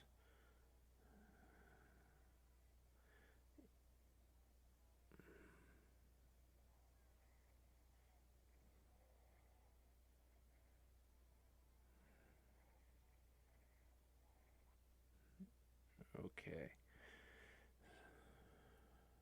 So yeah, so I would go ahead with the final third trial. Now this last third game,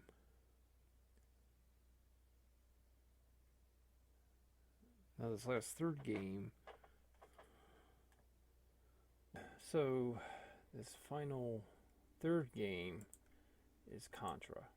And this game is very difficult. I mean, don't get me wrong. There are people who are really good at this game. I'm not one of those people, but the reason it's in my list of games that I train is because it has all the concepts of video games. Yeah. So yeah, you can shoot diagonally, you can jump up and down levels. It really did a lot early. I actually played the original arcade game as well. So,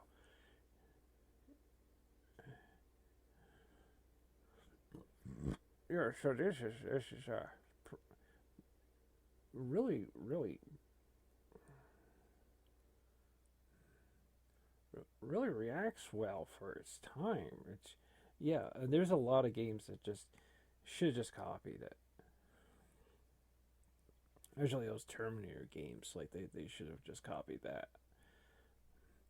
And understand, yes, everything's one hit, so you have to kind of nail things down just right.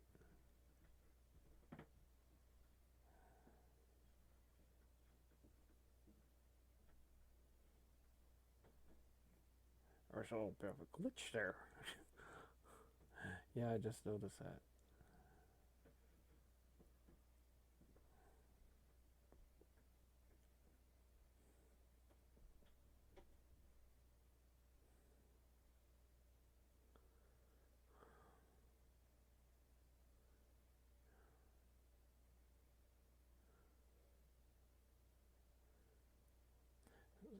So the spread gun is really the best gun you can get in the game.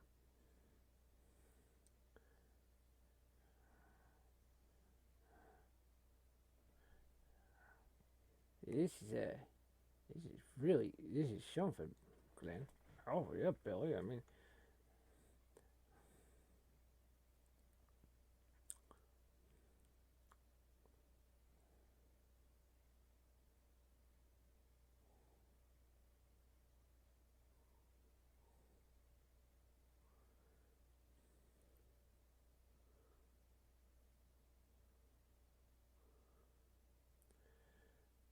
Now this level is very difficult.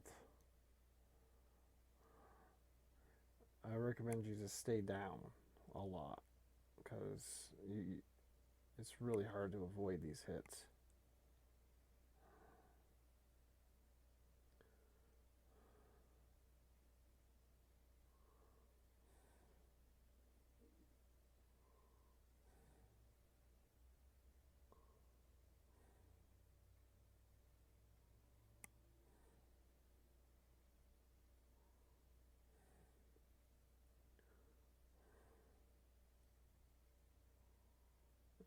See, yeah, it's very easy to get hit in this level.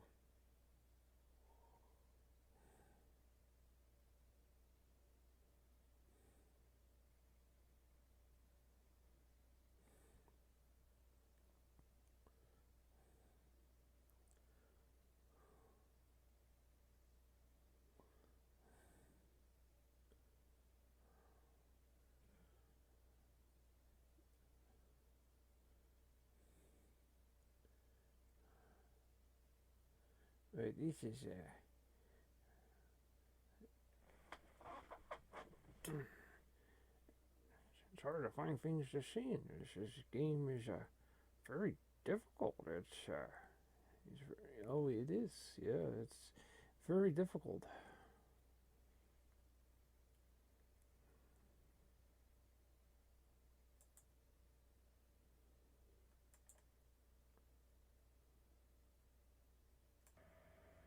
Okay, Frater. So, yeah, boy, this game is a real tough one here.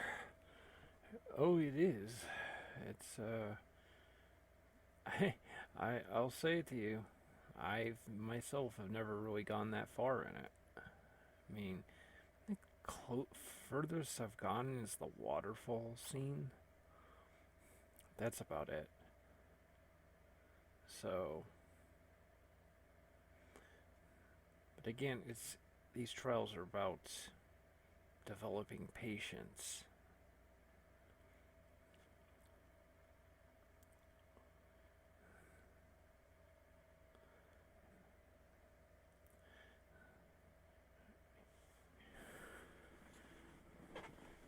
so did Milo, did he do any better at this?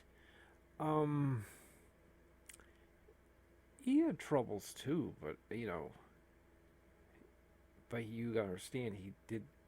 I don't really got that much time to train you guys, So, but with him, yeah, I mean, he got clearly a lot better at this. The thing you gotta remember about him, though, is his ego is out of control. So you have to use that against him.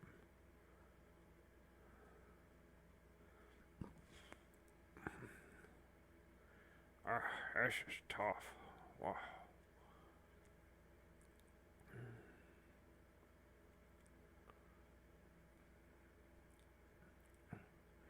It's a bit shocking right there. And again, you guys are very new at this, so yeah, you're gonna not make much progress with this.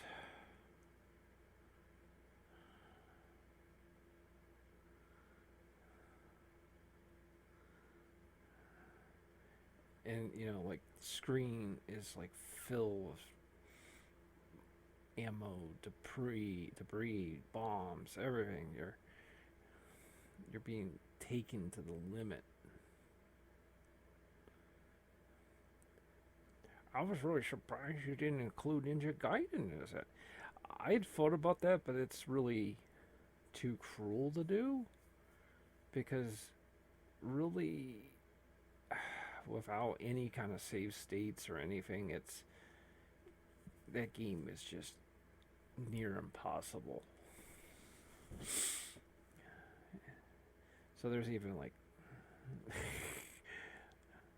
so even there's stuff that I wouldn't recommend for a student.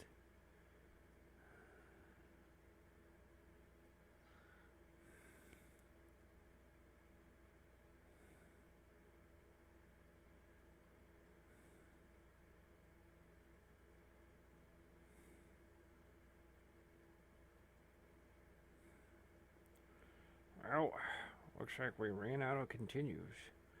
There is a cheat code you can put in to get more lives, but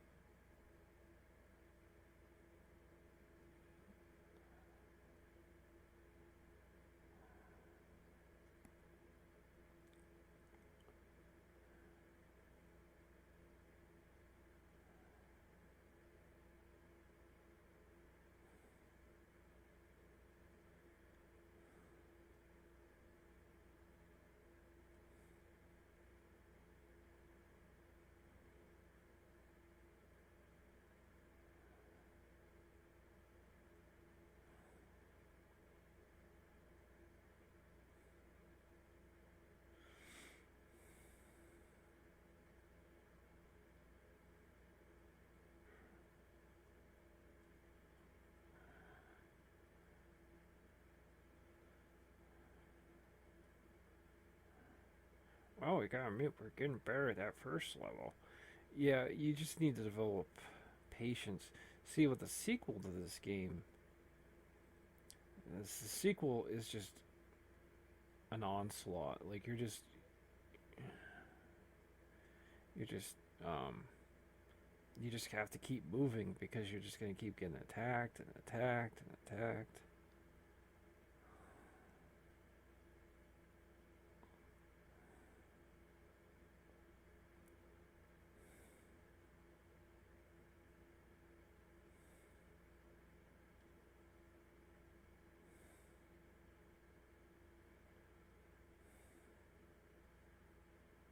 Oh yeah, this is not good.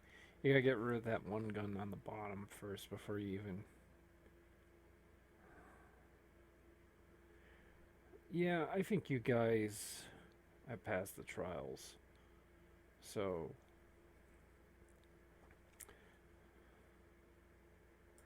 So I think, yeah, Billy and Glenn, I think, yeah, you've passed the trials. And you are ready to go. But, like I said, there's really no hope of video games. There's no hope of there's no future. You know, the games made today are broke. They're busted. They're, you know, there's no reason. I mean, you can keep coming back and play these old games over and over, but it's just a waste of time when you can focus on ancient studies, language, linguistics. Billy, come on, man. Like, I like my video games. He likes his video games, Frater, you know? Okay, but... Okay, like... Okay, you guys can go ahead. You can try to get your show back. Because, honestly, I don't care. Okay. Bonk. So finally, Billy and Glenn in Frater, you know, the training is over. You know, Frater has trained them to the best of his ability. But Frater has a parting lecture before Billy and Glenn are to leave, and ultimately plan to challenge Dark Milo. And Frater has some words for them. Well, guys, I've trained you about the best you can possibly be trained. Now, you need to understand is, you'll notice in the trials, I didn't focus on you trying to beat the games, but just play them more efficiently and better. And that's really what gaming is. You're going to lose sometimes. You're going to lose it. But I'm going to give you some advice. If you really want to... Look, I really don't like gaming anymore. I just prefer philosophy and Christianity and spirituality and studying ancient societies. Billy, you could easily become one of the monks here. Hey, I could? Yeah? Yeah, we can train you. We have mass here around noontime, midnight, about 8 in the morning. We have a tendency to follow a very Benedictine Gregorian schedule here at the monastery. But a lot of it, you know, after you do your chores, we work on it's just study. You know, we got a whole library here. Oh, I love the library here. Hey, that means I could actually be taught how to read. Yeah, Billy, you could be... crackers.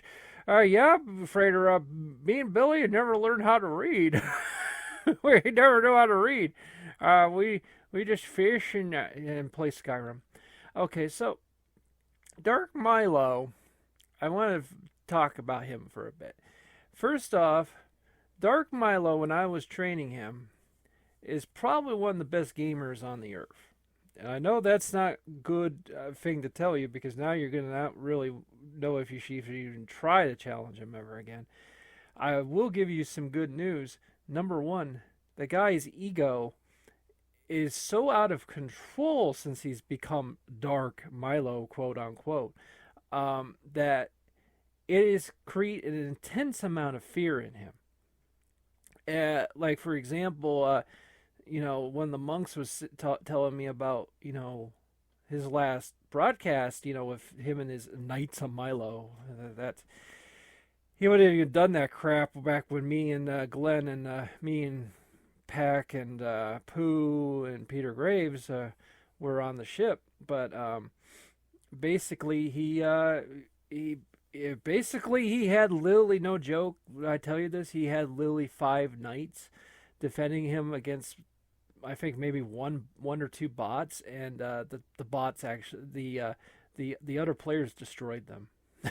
And it's because it's Milo's ego. He actually is kind of a doofus, and you need to know how to utilize that, because he feels in his mind he has the status as he's the best. He's better than everyone, me, everybody. But you take that from him, and his fear just collapses him like Jenga. So, okay, guys, I need to go back to my thing. So, this is probably the last time you're ever going to see me again. Okay. Oh, thank you, Frater. Thank you. Hey, thanks for the trading. I may want to be a monk someday. Yeah, Billy, just knock on the door. We'll let you in. Oh, okay. And so the two guys, Billy and Glenn, went off into their little pod, and I think they were going to plan to go train or go back to Minnesota and do some training real quick, to just get totally prepared, before they go and try to win the show back. But meanwhile, over in Slapton, which is the alternative name in this parallel dimension for Crackton, Ohio, there is a giant Star Destroyer, Super Star Destroyer, just sticking out of the ground. And our friends Peter Graves and Gregory Peck have made their way over, and they have found a way to get in. Ah, jeez, these doors are so rusty. Boy, this is really taking a lot out of me. Okay, there, we got the doors open. Oh my goodness. Okay, we got Imperial stormtroopers everywhere. We never established to the audience really what these stormtroopers look like. Wow, Graves, I guess they look like German World War I soldiers or something. Graves, we're walking on thin ice here. We really can't, Mr. Lucas there, he would just kick us. He'd just kick us right off everything. Okay, so we're walking through here, folks, and this place is a wreck. I really am quite surprised. Everything's just here. There's no one has decided to just grave rob this place and take everything and just scrap it. I mean, the sheer amount of metal. I mean, the instead of having the copper thieves would have just had a field day. Graves, you forget something here, buddy.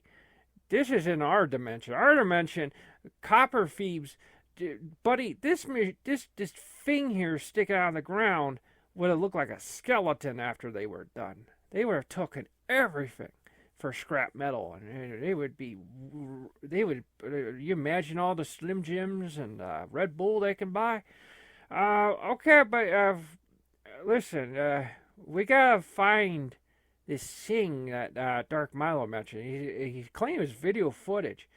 Folks, I assume there's probably a code name to the whole thing. I'm going to assume it's probably something so obviously stupid that I would say, Mr. Peck, would you say it's a MacGuffin?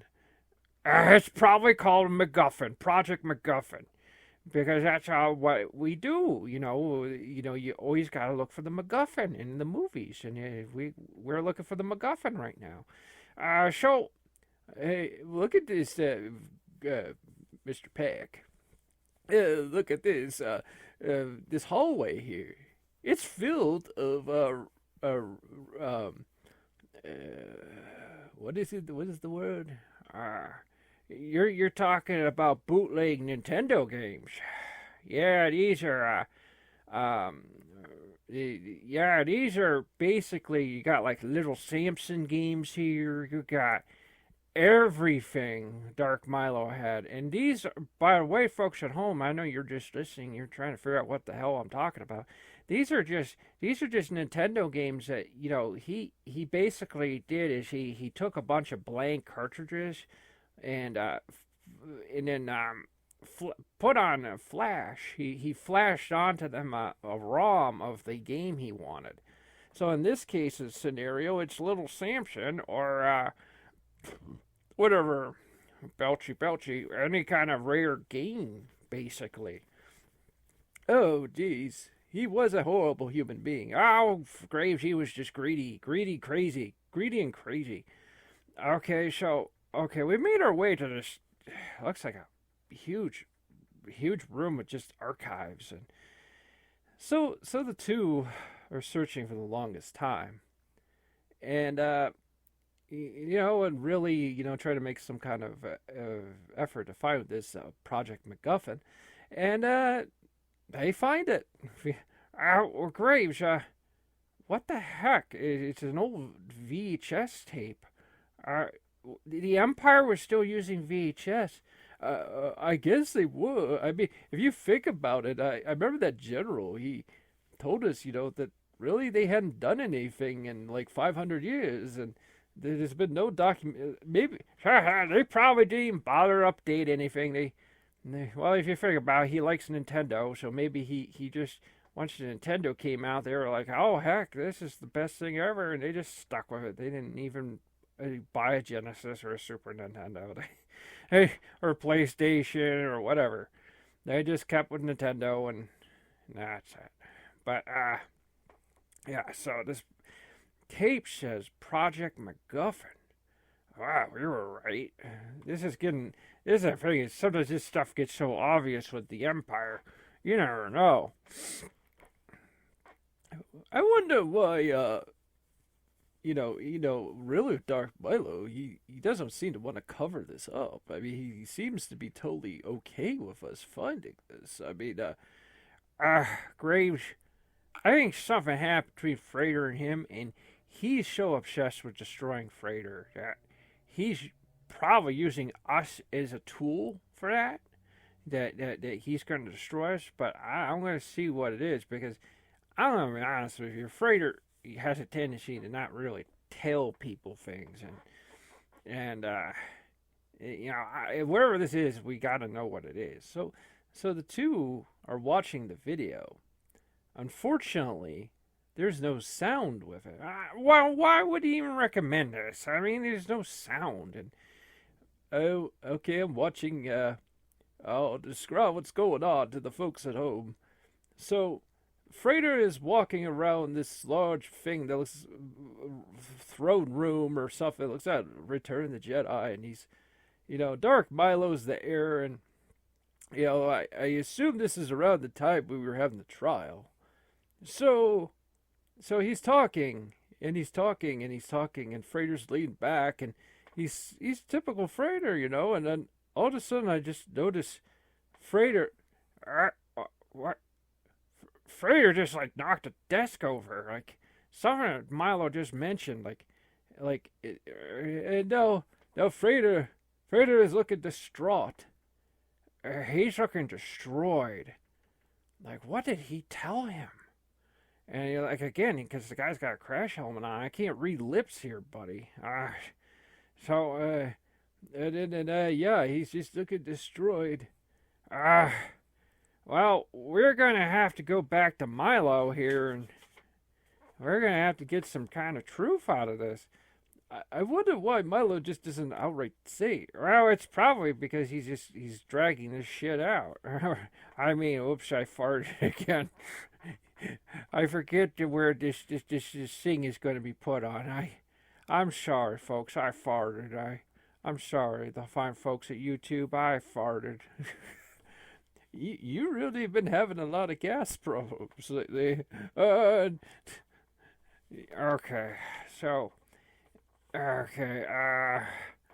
Meanwhile, on the ship, Dark Milo is doing one of his shows. It's the new Frater show. Gotta get good. Well, that's some excellent. I love that theme song you do, Sergeant.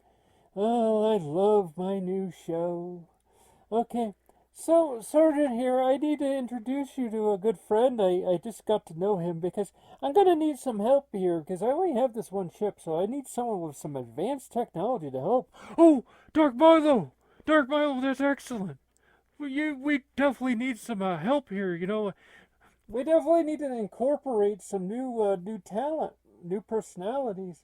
I'm sorry to say, I love the Knights of Milo here, but they're just not all that bright, and well, they're just kind of just like crappy robots. And so here is Mr. Pennypacker. Hello, my name's Mr. Pennypacker here. I have advanced technology out by the Mars constellation system here. I've evolved by working on many kinds of robots and stuff. Oh, he's a brilliant mind, Dark Milo. Oh, he's really quite a special little man. He's an amazing man, magic man. I love him. That's wonderful. What? Briefly, though, as they're talking, all of a sudden, on the view screen, Billy and Glenn come on the screen. Okay, Dark Milo. All right here, Chrome Dome. Okay, me and Billy, we challenge you again for the show. This time we're a lot more ready for you guys. Oh, that's excellent. Oh, that's excellent. You two idiots. You know that last show we did? That did really good ratings and views. There's something the audience loves watching a bunch of dumb rednecks just get beat. But I gotta be honest with you guys. I don't have the time right now for me and Sergeant to get on the Xbox Series X and just whoop you guys again and again and again. But this time, I think I'll tell you what.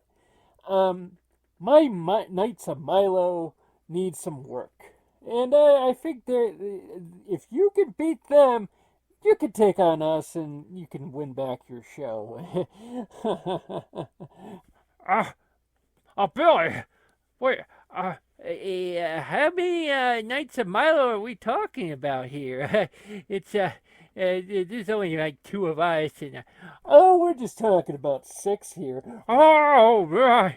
Okay, we could do it. I knew you guys could do it. You guys are just just dumb rednecks. You don't know what you're getting into. Okay. Well, Billy, we've really gotten ourselves into a pickle. Frater really trained us very well, and we really did well. But I mean, this is some serious stuff here. Oh, son, this is a cracky. This is bad. Okay, you need to understand this is a handicap match. It's 2 versus 6. Okay, so we're gonna have to remember, we were playing Doom. It got really frantic. Oh, it really got frantic. Now just remember, just keep at it. Just go with that. Just pretend we're right back there. And the gun just popped up in my hand. But I need the right gun. It's a big gun. Okay, son, we're gonna go in there. We're gonna just go in there, and we need to stay together. We need to really get at these guys. Oh, hey, oh boy. Okay. Oh boy. Now, Frater, I hope your training works well here. Let's see here. Don't worry, Billy. Okay. Okay, I got him. There we go. Yeah, oh boy. Don't worry. You gotta go with it. And just watch what you're doing here, because we're outnumbered. So they need to see us, so we need to just zero in on them, and I'll try to fire around there. Okay. Oh, God. Oh, boy. Oh, no, that's not a good start there. That's not a good start. Okay, it's okay. It's okay. We can do this. Fortunately, just take these whole okay. Yeah, no, that gun isn't fast enough for what I need. Oh, now that thing has got some power. Oh, yep, got him. Yeah, there. Yeah, well, how you doing, Glenn? How you doing? Billy, I'm just healing up here a little bit here. Just trying to get my bearings here. Hey, you beat the bearings straight. Yeah, Billy, the bearings straight, like dead as catch, Billy, I don't even think that's on the TV anymore. We gotta be relevant, Oh, really? There you go, you got one, yeah. Yeah, I did. So far, Billy, we're ahead. That's amazing. There's like 6 of them. Are they? I don't know, Billy. I don't know. They don't act very good. I know we're not ones to judge. We just been trained by Frater. There, I got another one. Well, I mean, Billy, there, I got you there. Backed you up there, son. Now don't be afraid to take cover, Billy. We gotta win this, or else Dark Milo's never gonna give us a shot at the show again.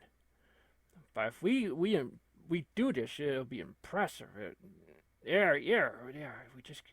We're ahead, Billy. We're ahead. We're doing it. yeah, we are doing it. We are a lot better than we were. Oh, shout. Well, it's okay. It's okay. Sometimes remember what Frater said, Billy. Remember what Frater said. Sometimes you take a loss. You take an L. It's okay. Sometimes you just do. You're not going to be perfect. Just kind of build on it. Just build on it. There we go. There we go. Took him down. These Knights of Milo are really not that good. Oh, Billy, that doesn't make sense because I thought Dark Milo probably trained these guys, and he probably trained the same way Frater did. They're not real people. They're just like a bunch of dumb robots. But we're winning, son. We won! We won! Oh, yay! We won! I can't believe it! Oh no! I'm gonna have to tell Dark Milo! Oh no! Oh my God! You two actually won! Oh no! Oh no! He won't be happy about this. Oh, the numbers for the bots! They're terrible! They did such a horrible job! Oh no! No! Sergeant, hello. Sergeant, I was just over there busy, having, a nice little lunch there with Mr. Pennypacker. He's a very ambitious man, very great ideas. He's so much better than me. Oh, okay. But, the Knights of Milo, they just absolutely trashed them, right? Dark Milo! That's, Sergeant, that's a voice of panic. They're a bunch of dumb rednecks. They You don't understand. They destroyed the Knights of Milo.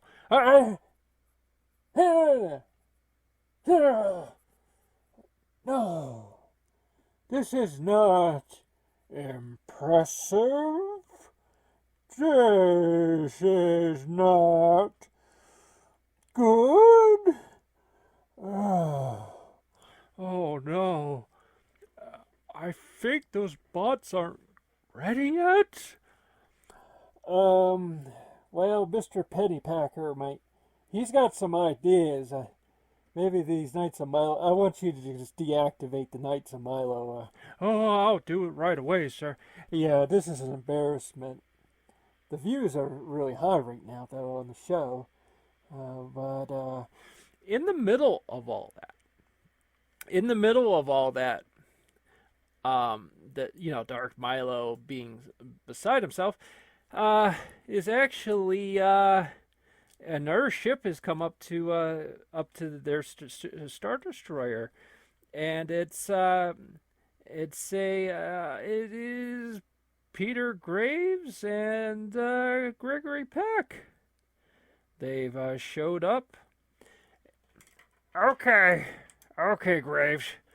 Put that signal in.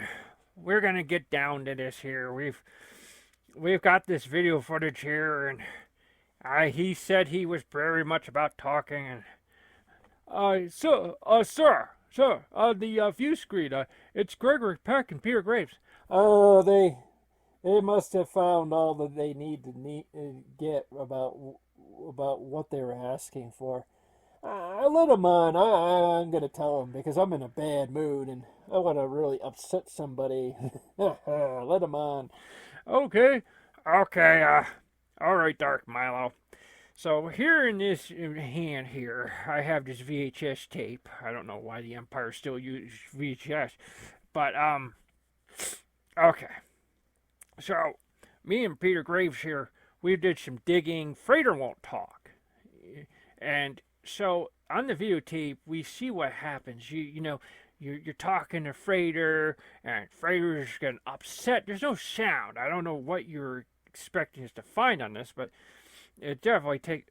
Well, it's a MacGuffin. Project MacGuffin. Yeah, I think it's time for a flashback. So the flashback occurs. It is many years ago, during the time of roughly around the time of the trial. So Frater's called in to the special throne room of Dark Milo. Frater walks in. Well, Dark Milo, what is it? I guess you gonna kill me off here or what? Or Frater, it is time that we talk. Fortunately, as you know, you, Gregory Peck, Peter Graves, Spook Uppy Adams, have all thought that you were brought here to this dimension. I will let you know that my scientists have been doing a great deal of research about this universe, and there's even things I didn't know. I always used to thought I came here from another dimension, and I've learned some things that you better be ready for. Well, I would like to hear. I would like to hear, of course. Yeah. What is it? All right. Settle down. Okay. So, I always assumed that in the dimension I came from, which is Dimension 1, that's usually what we all call it here on the ship, Dimension 1, originally you were supposed to... You know what's funny? I have no memory of trying to train you. And I have no memory of trying to train you and replace you and be our host. And so something's happened here in this dimension that I'm not aware of. Well, that's very fascinating you mentioned that, because what I'm about to tell you is very disturbing, and it's probably going to destroy your world and destroy your friend's world. I would advise you never to tell them this, because you're smarter than them, and I think you would handle it better. You won't handle it well, but you'll handle it better than them because you're higher IQ than them. But what it is I assumed, yes, we were all the same people when we came to this dimension, Dimension 2. What I found out is far more disturbing. And what it is this is a computer simulation, not a dimension. Wait, Dark Milo, what? It is a computer simulation. So apparently the real me or somebody, I don't know. I guess it was me. I assumed it was always me, that I made this dimension. I did, and I thought I made a time breach. That's right. You made Billy, remember? Well, apparently I always used to thought that. I thought Billy was a time breach weapon. But what I don't really know is that actually Billy is just a NPC, and so is Glenn. Glenn and a bunch of other characters are leading NPCs. And what you need to understand is that all the other people in this universe. They're just NPCs. They don't even have dialogue. What? They don't even have dialogue, Frater. Frater, they don't even have dialogue. They just talk backwards. They just smile all the time. When I came here, I always assumed that this. Then I started to realize this was my creation, right? Wem's it wasn't, and there was someone else, and maybe he made all this. I just always assumed it was me. Yes, I'm a genius. But I don't think I have much memory of you. I know, Frater. That's even more disturbing. Well, so what you're going to learn is what's worse. Okay, so you assumed, I saw that in one of your shows that you and Gregory came up with this theory, and it was a really good theory, and what it was is that you didn't, in Dimension 1, never knew me, you never even trained me, but the you in this dimension did, and that's what created anything. And that actually seems very plausible, but here's the thing, is if that theory is true, then where are you? Where's the you of Dimension 2? Where is the Gregory Peck of Dimension 2, and Pooh-Guppy Adams, and Peter Graves, and me? Oh no. There's no sign of him. Frater, we're an empire here. We have entire scientists and teams and technology. We can find anything that doesn't belong. You guys don't exist in this universe. I don't exist in this universe. So that's even more disturbing. So your little Mandela effect thing is totally wrong. It's good for TV, though. I keep it in there because it's good for TV. But it's not the truth. Our scientists have proven that we don't belong in this universe. But it can't get... It gets a lot worse, Frater. Frater, it's true that Dimension 1 exists. But this is a computer simulation, and also, I'm not really me. You aren't really you. Peter Graves isn't really Peter Graves. Gregory Peck isn't Gregory Peck, and Pooh-Guppy Adams is not Pooh-Guppy Adams. You're just master NPCs. You're master characters that were made. I am just an NPC that has got the dialogue to match whoever the real me is. If there is ever a real me, there may very well be someone who designed all this. Oh no. Frater then begins to trash a table, and that's where you get the footage that Gregory Peck and Peter Graves saw. This is very shocking stuff, so basically to sum it up for you as quickly as possible, is Peter Graves, Pooh-Guppy Adams, Frater S.H.,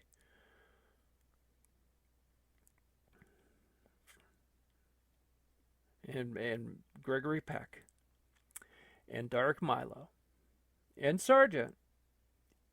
All these characters, are nothing but computer NPCs. They thought they were in an alternate dimension, and they're not. They're in more of a matrix. In fact, it's very even distinctly possible the Dark Milo. Well, if you watch the last movie, it was Steve Gutenberg. But what Milo is indicating, that it's a possibility there may not even, because Frater and his friends never knew someone named Dark Milo or Steve Gutenberg or anything like that. That's indicator to Milo that he's not even a part of that dimension at all. He's just a creation. He's just So what that means is about myself, Frater, is that I'm just an antagonist. You're just an antagonist? That means you're not a real person. I'm just a computer simulation. So yeah, and then of course we segue out of the and of course Frater. This explains totally why Frater became a hermit and he wouldn't talk to his friends, because the reality is people is you imagine if you were not you. Imagine if someone told you, no, there is a you, but you're just a computer. You're just a simulation. You're not really you. And I think that would make a person mentally break. And it was funny because I was thinking that I know I'm kind of maybe it's being the narrator. I'm going a little too far here, but I'm just trying to discuss this with you that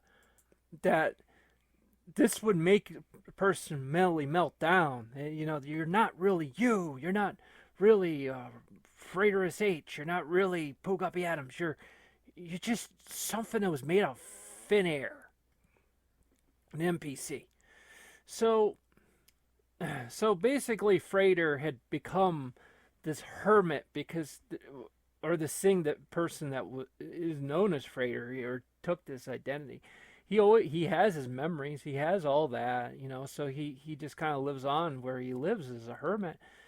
And and of course the reason he kind of broke himself off with all the other guys is because he doesn't see them as real people either. They're just simulations, and he doesn't want anything to do with it anymore.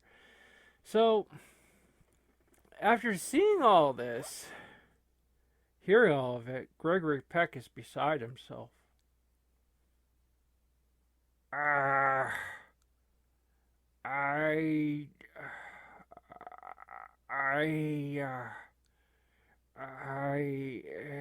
oh no, Gregory, we're done.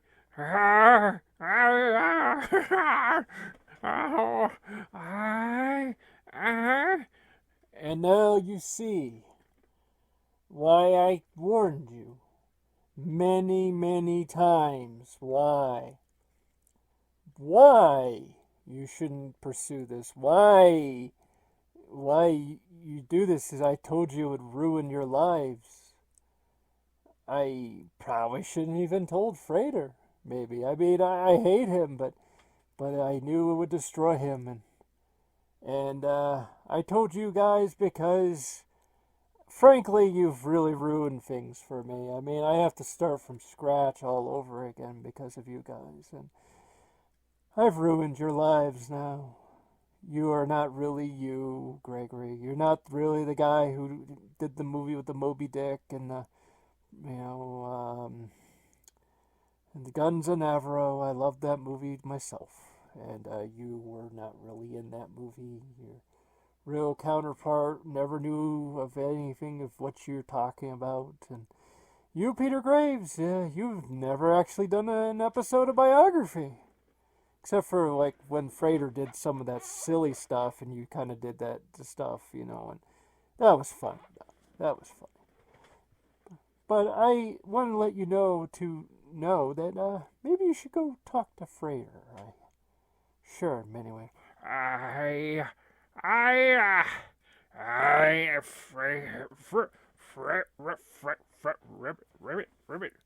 Ribbit. That's right. Frater's going to pay for not telling us this. Oh, this is wonderful. Of course, you can imagine me having to learn this stuff first time around was pretty hard, but you two, if it makes you all just miserable and just drooling on the floor, because at least that means I won. And so, as you know, as Gregory Peck and Graves, they didn't know how to react to this. They were just sort of mumbling the whole time. Because in the reality they just, what do you say to find out you're not very, very much real? So, in all of this, you would think that this is all over. But the fact is Billy and Glenn have won the right to win the show back. Won to the challenge Dark Milo and Sergeant. And Billy and Glenn they're still off on the ship, and Dark Milo then turns to the view screen and says, Sergeant, I want you to bring those two on the ship. They're going to get the challenges. They think they could take down my Knights of Milo. Bring them on. Oh, Dark Milo! Oh, Dark Milo! I will prepare the Xbox. We will destroy them. We're so going to destroy them. Oh, you're going down, Billy. You're going down, Glenn. You'll regret ever doing this. Ah, that's right. We're ready. Oh, here we are. So this is happening. We're going to try to win the show back.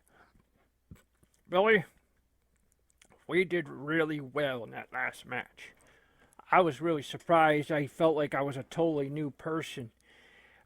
Billy, if we don't win this, that's pretty much it. You know, he might just bring us on just to beat us for whatever, but we win, then we are going to win the show back. We're going to win everything back. Okay? Now, we need to do this, Billy, and we need to do this well and fast. Take everything we've learned and destroy Dark Mile. Okay?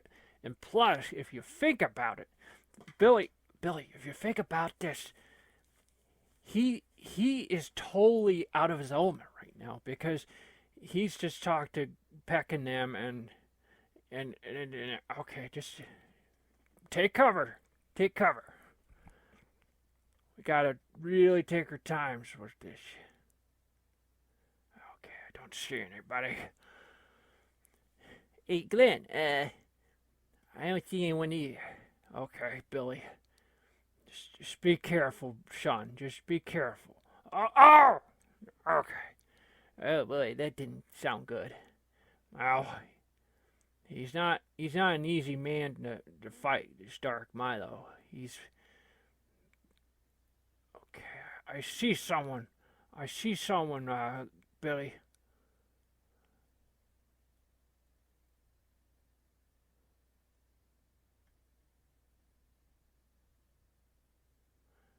Okay. Oh boy.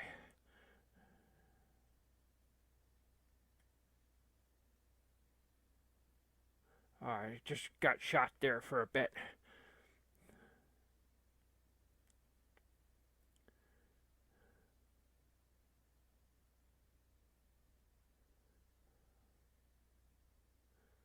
Okay, apparently, we're not doing well then. Don't worry about it, Billy. We'll come back. We'll do well, Billy. Don't worry about it.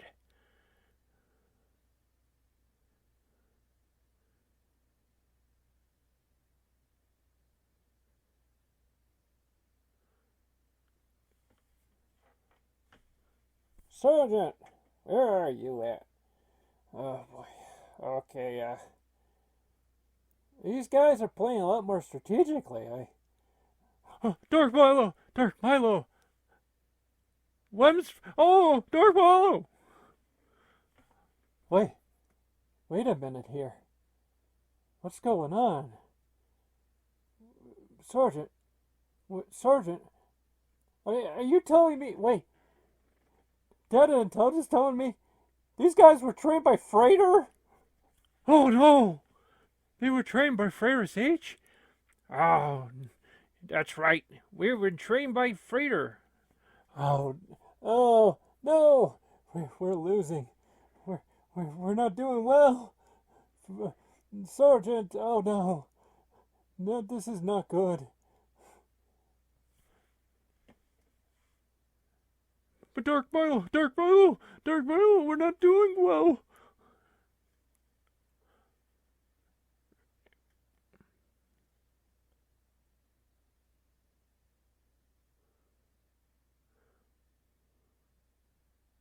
Okay, Billy. One last blow here. Just need to We did it, Billy. We did it. Oh no. No. We did it, Billy. Billy, we did it. We won the show back. We won. We won our show back. We did it. This is a humiliation. This is a humiliation, Sergeant. Oh no, Doc Milo. We lost. We lost. Frater. He trained them. I would have never allowed them to even take on the Knights of Milo if I knew that they had been trained by him. I mean, I was one of the best players on earth, and he beat me. Why did they beat me? I'm perfect. I don't know. So really, Billy and Glenn have won the show, and even though things are at the darkest hour of the movie, but the reality is Billy and Glenn have won back the new Frater versus Retro, and this is something. But apparently, Frater H is not out of the loop here. Frater feeling down in the dumps, especially after freshly seeing his friends. He goes to sit down in sort of a lounge area of the monastery. He's sort of looking down at the floor, very, very rejected and very not sure what to think about everything. But then a new person comes in the room that we've really not introduced to the Saturngrad universe.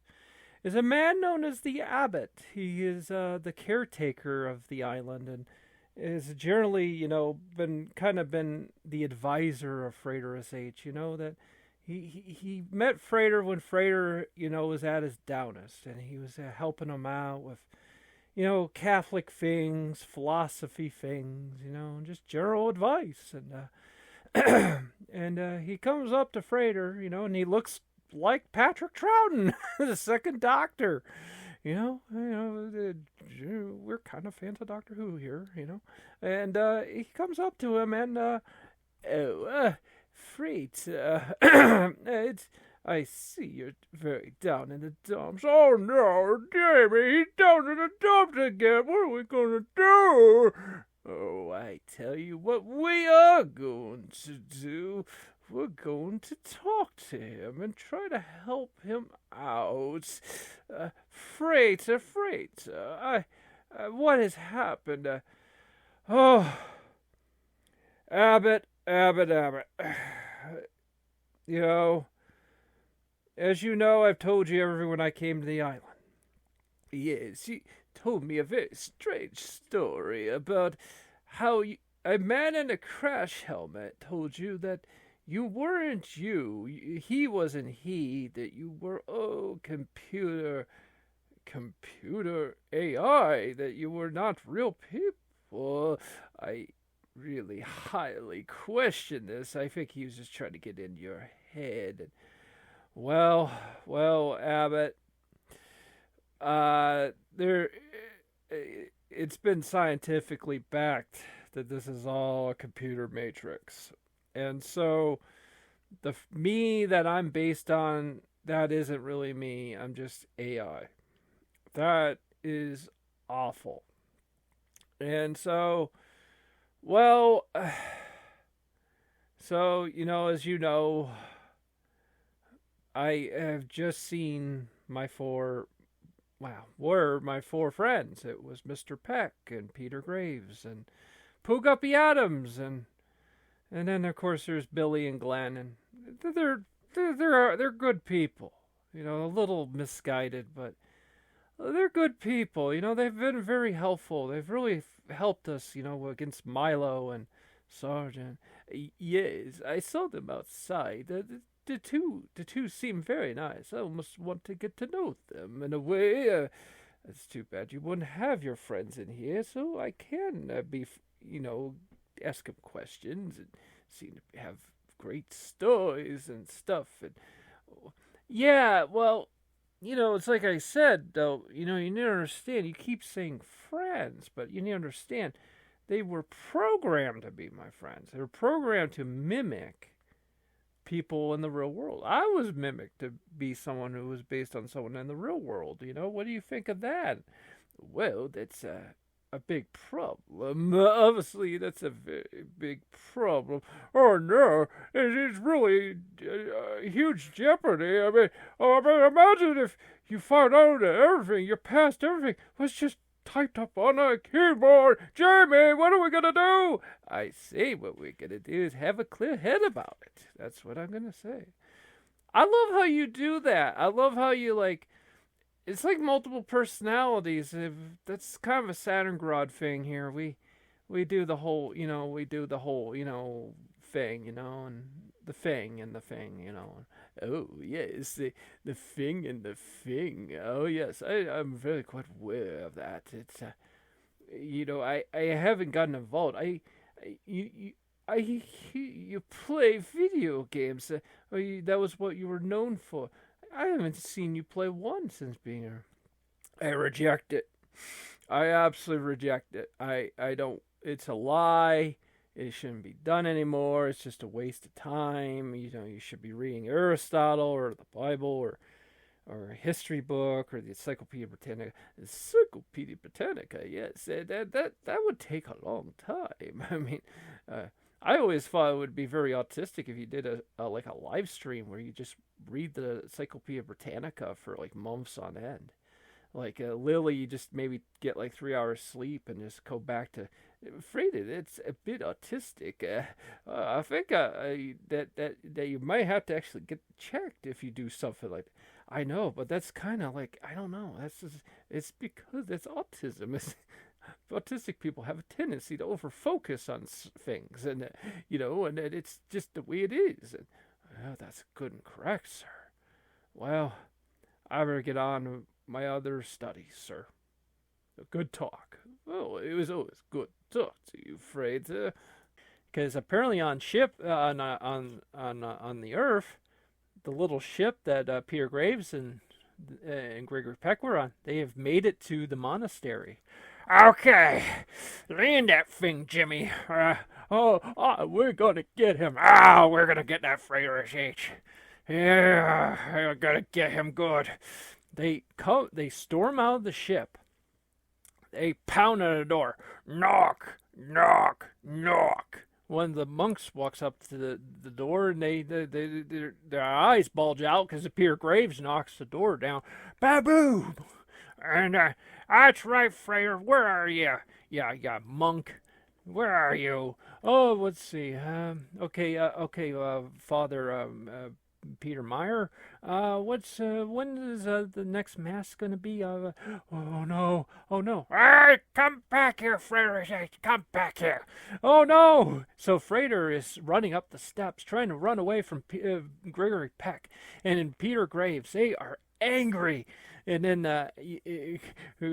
Frater's like, "Where's my lightsaber? I'm not gonna grab no lightsaber. You're gonna battle me hand to hand." No. And then Gregory Peck does a short arm clothesline on the Frater. Oh, that's right, you traitor.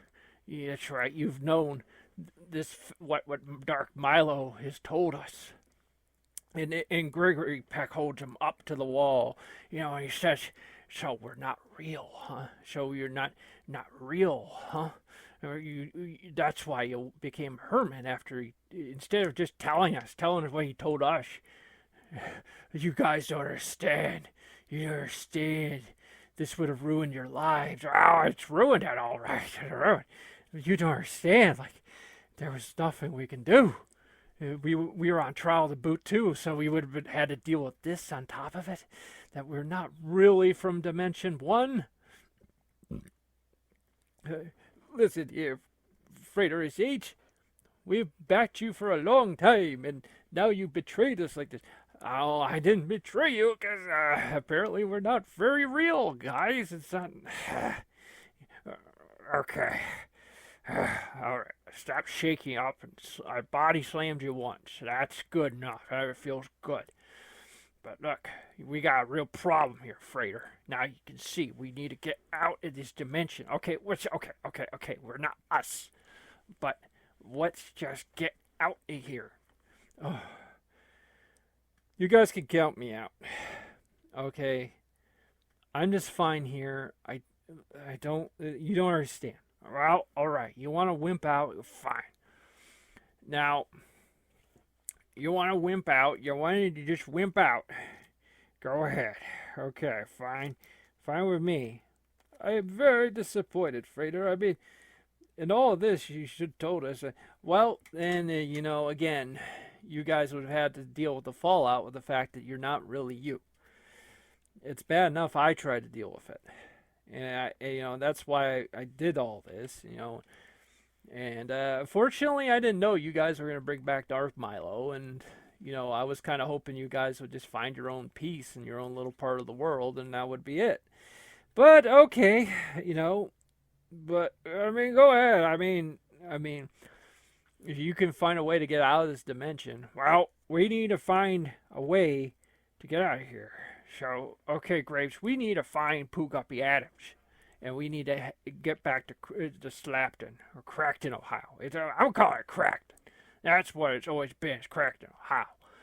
Okay, let's go. Let's go. Now, as for you, Frater, you could just stay here. You're a disappointment. You held this information back from me and from Peter here in Pooguppy. Okay, so unless you want to go to Crackton with us and try to redeem yourself and do a redemption arc, you know where we'll be at. We'll be in Crackton. All right. So this is very interesting, but apparently everything. Of course, what these four don't know is what's going on in space, because apparently Dark Milo's just lost his show.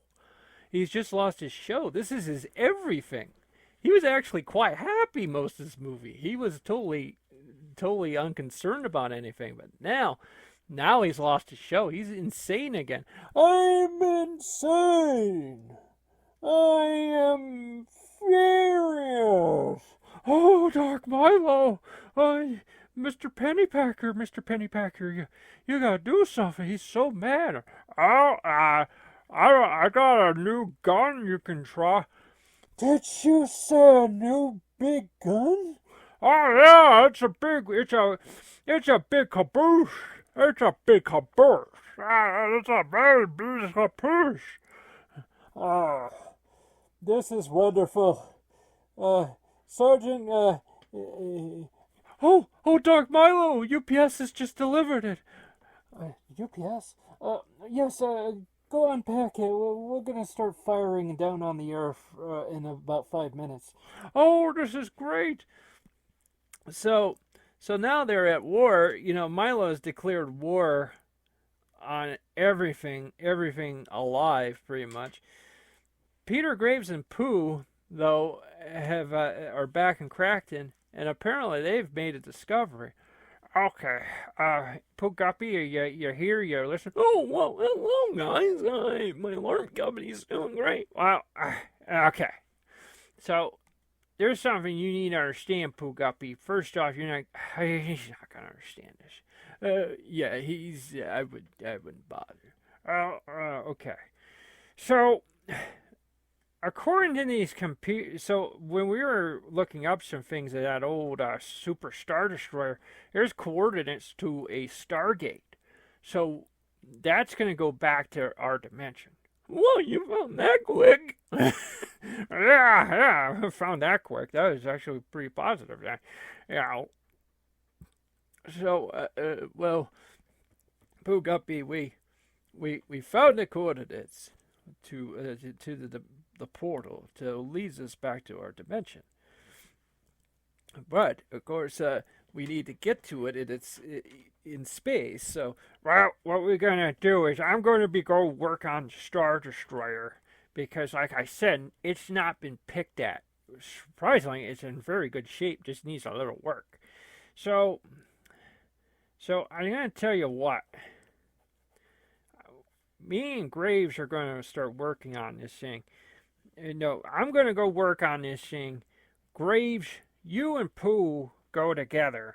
You two are going to team up, and you're going to try to figure out what's going on here, and maybe even try to create a distraction Because I don't know, that Dark Milo guy. I'm getting some readings right now. His weapon systems are going off the roof. But I don't understand. He has the show. Why would Graves? I'm just getting on Drudge here. I'm just getting Drudge. That Dark Milo and Sergeant have just lost the new Frater versus Retro. Oh no! That's right, Graves. He's insane right now. He's insane with vengeance. Billy and Glenn, and this is hilarious, they have beat him for the show. He is insane right now. And there's another character called Mr. Pennypacker. I don't know who he is. Apparently he's helping Dark Milo in his weapons research too. So Peck, you need to kind of go after this Mr. Pennypacker guy. Maybe that would kind of try to slow things down. I mean, we may need to shut Milo down before we even go back home. Because he's going ruckus. He's just going to destroy everything in this dimension. Or Matrix or whatever heck. Oh, right. I'll get right to it. So, that bit of drama was happening right there. But over in the island there, Frater SH has had a lot of time to think. And he's talking to another monk, and he goes, "Look, I've not been involved in a long time in all this, and I think it's time. Look, I need to help them. I'm not going with them, but at least they can try to get to the portal, and I'm going to try to take down Dark Milo, And of course the monk nods, and he hands Frater his lightsaber, his trusty old lightsaber. It's like, I'm going to take down Milo, and that's the way it is. And at least these guys can leave this dimension, and, who knows, maybe I'll go with them, maybe not. But I'm perfectly happy here on the island. Okay, so then Frater takes off. He takes off in the ship, and he goes up towards the Star Destroyer, dodging laser fire and all that stuff. And he finds a little port, and he lands in there, and walks down inside the ship towards Dark Milo's throne room, and the door opens. Frater SH walks in, and of course Dark Milo notices him finally. So, Frater. So, Frater, have you finally decided not to be a coward, to hide away on some island and Frater doesn't say anything. He doesn't say anything, and he just pulls out his lightsaber and it turns it on. Well, here we go again. Looks like you're deciding to go with the script, just like a chicken Andy, or just you're falling in for the script. I had no choice. I must take you down, Dark Milo.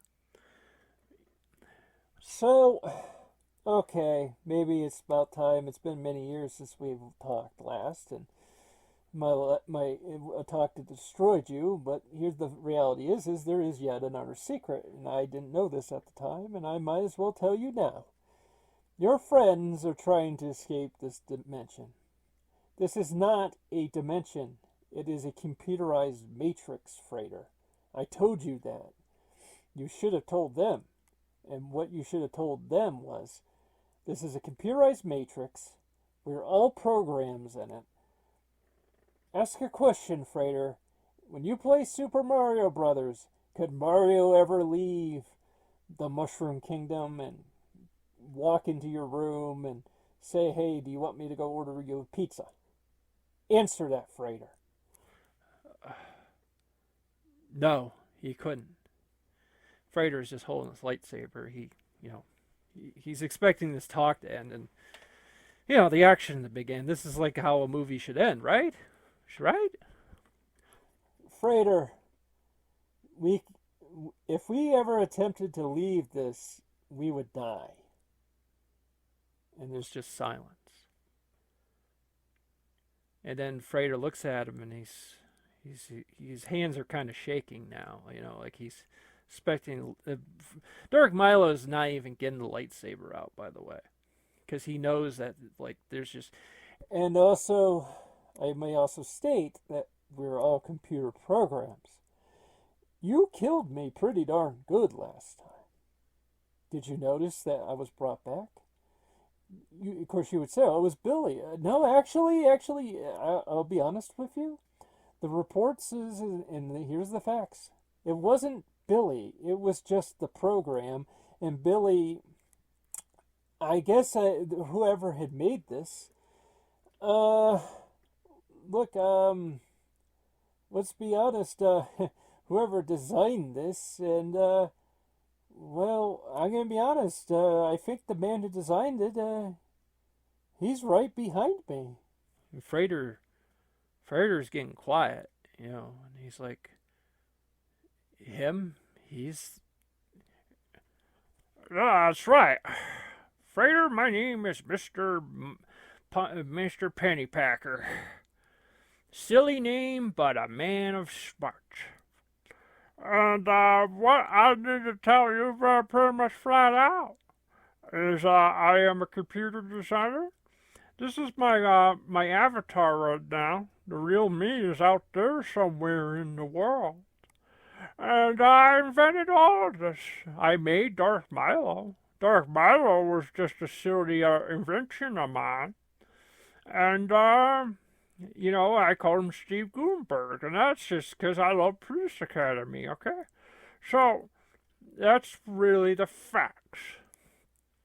So, Frater, the reality is if we do this and I pull out my lightsaber, it'll make a nice little ending for the movie. But understand that somebody, including your own friends, are probably going to bring me back at some point because you're just not involved. They need someone. There's always an antagonist. Mr. Pennypacker here, he's basically the backer of everything. He's going to give me back the Empire, everything. Or not. Maybe he's just going to wipe us all out and replace it with his own design. That's why he's now involved. You didn't see him in the last movies because really he didn't have any plans to put himself in. And you guys kind of screwed everything up. And now he's involved. He's actively involved. And now Billy and Glenn have taken my show away. And so now it is war. Frater, I recommend you just to leave. To go back to your island. And you're not even really actively involved. Mr. Pennypacker, is he involved? Oh, no, he's just an old hermit now. I don't really care about him. I just have Billy and Glenn. They're messing everything up for me. So, Frater looks down. He looks down at the ground, and he's very dejected and just upset. Very dejected and upset. And he turns off his lightsaber. And he turns around and walks away, and it goes to his ship. But apparently, there's another ship, and it's the ship that had Peter Graves and Gregory Peck. This time it is Peter Graves and Pooguppy Adams. And Pooguppy Adams is, he's distracting some of the Knights of Milo, and he's like, Well, hello, guys. No one here. You all look the same. And of course, the Knights of Milo are like, huh? What? Huh? Yeah, look over there. Bam! And Pooguppy knocks them out. Because they're just a bunch of dumb Call of Duty bots. So and then Peter Graves gets on the ship, and he's, shooting a laser at some of the Knights of Milo. And of course, the dumb bots, they weren't even programmed with any good AI, so they all like fall down and crash into the walls and stuff. And but then there's apparently Mr. Pennypacker sees what's going on, and he gets all actively involved.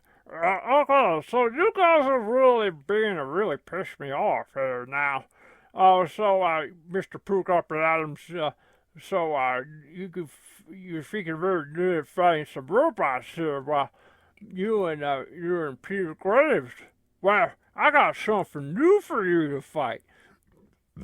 Doors open up, and a giant beast comes out. A giant beast.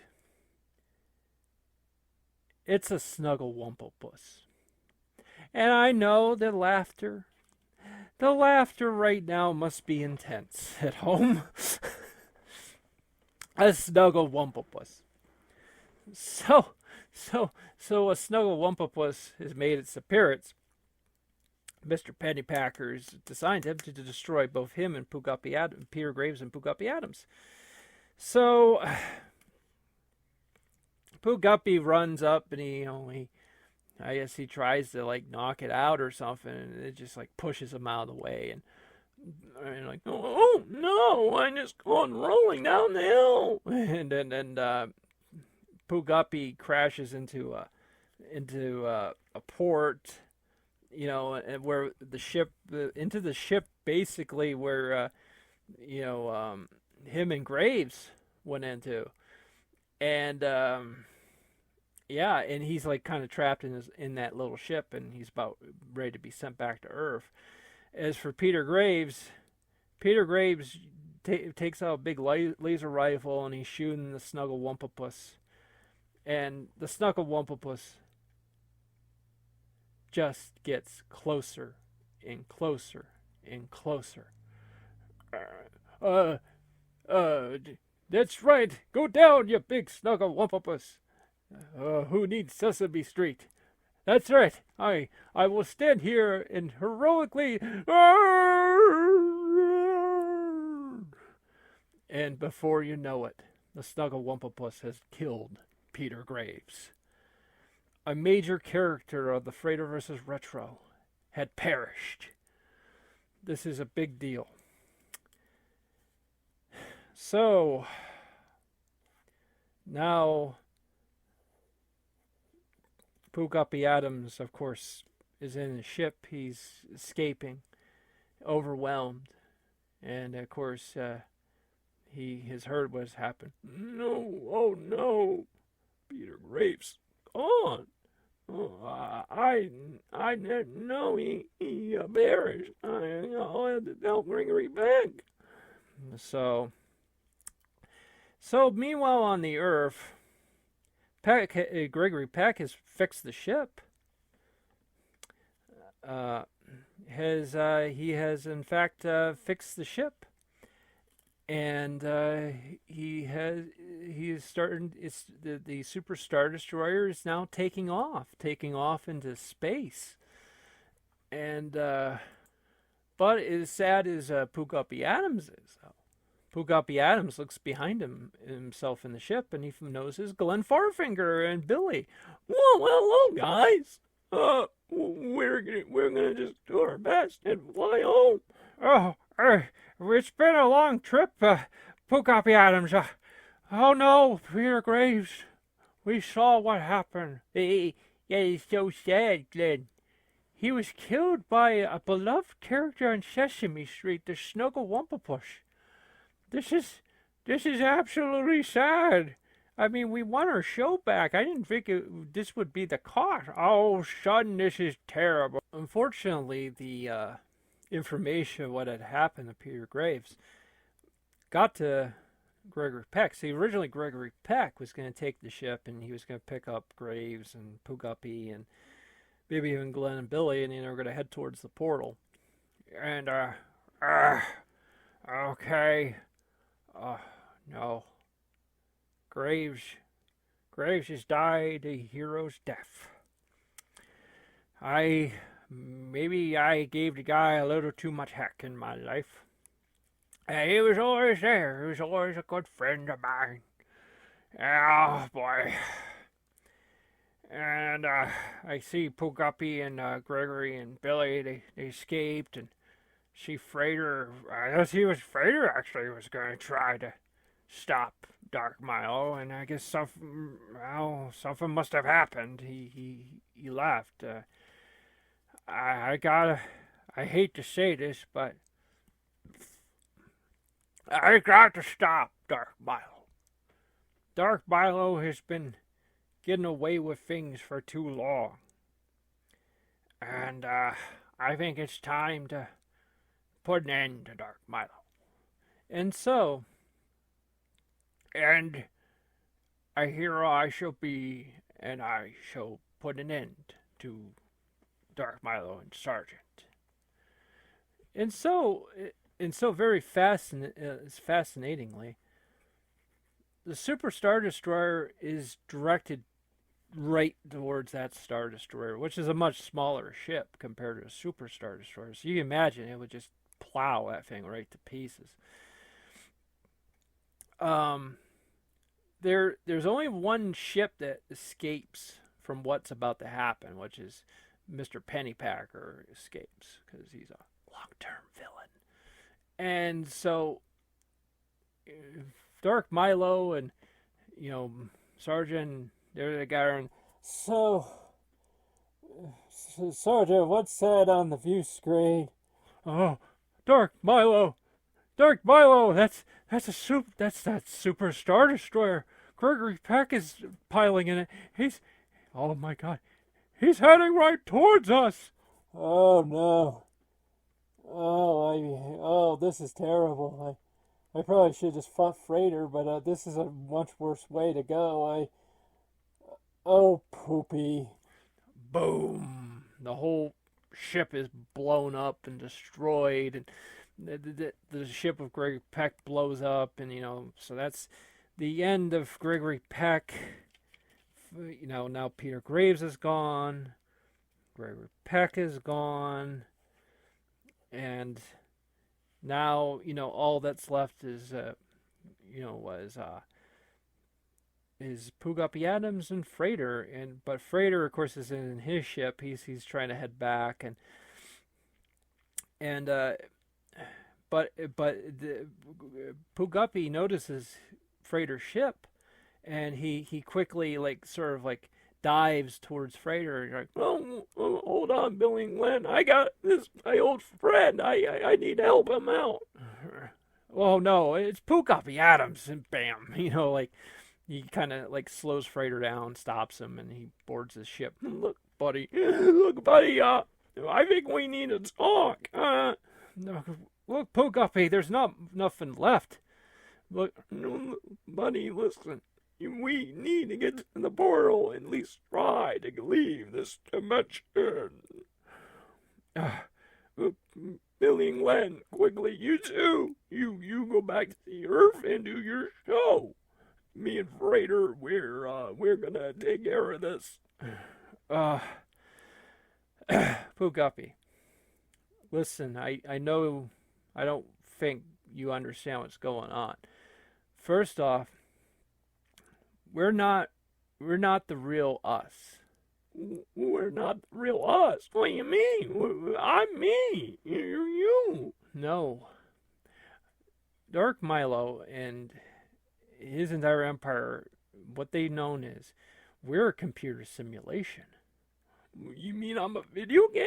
Yeah, we're video games. We're not the real us. We're not the real us, Pooh Guppy. We're just a matrix. We're just a computer, and I didn't tell you guys the longest time because I wanted you guys, look, we had destroyed the empire.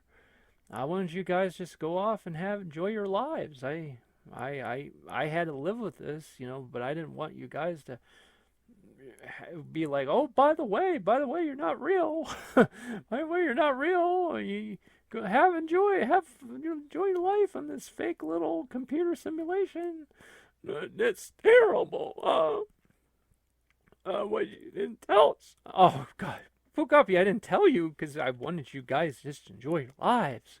There's a lot of things in life that are a disappointment and they just don't work out. But you guys, I was just trying to. I don't know. What I find? Everything's a double-edged sword in life. There's always an option that creates positivity, but it creates an equal amount of negativity too. So that I guess I just picked one of those swords. I always do that, But look, buddy, he flat out told us, you know, like if we try to leave in that portal, you know, we're just simulations. We can't go to another dimension. Well, I want to test that. What do you really have to lose? Well, what? I Well, think about it. I mean, you're just gonna go back to an island and be bitter, right? yeah, you're right. Wait, you're right. Yeah, so what we need to do is you and me, buddy, we get in this ship and we go to these coordinates where the portal is and we test that theory. Because if he's wrong, we'll be back home. If not, the movie will end really well. Yeah. Wait, you're right. It's like you've given me a newfound hope or something. Yeah, yeah. It's definitely some fun stuff. Okay, we'll do it. So Pookuppy Adams and Frater, they get in the ship. They head towards the portal. They head towards the planet where this portal is. It's like on a volcano world, and you know, him and Frater are climbing up a mountain. They finally get inside something. It looks like somehow Lord of the Rings, you know, where there's a huge portal, but it's over like a pool of lava, you know, on a cliff or something. And Frater departs and says to Billy and Glenn, "I wish you two guys good luck. But what about us? Why can't we go through the portal too? You know, I know it's just gonna. You guys were never. You guys are just secondary NPCs. You guys can look. There's a distinctive possibility me and Pooh may not even survive going through that portal. So you two would just end up probably having a worse fate than us.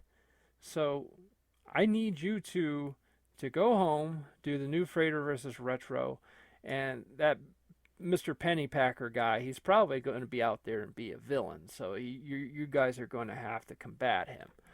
So, okay, so Frater gives each one a fist bump and says good luck, and you know, and him and Pooguppy Adams, they head up towards the portal, but in the portal there's apparently something in there.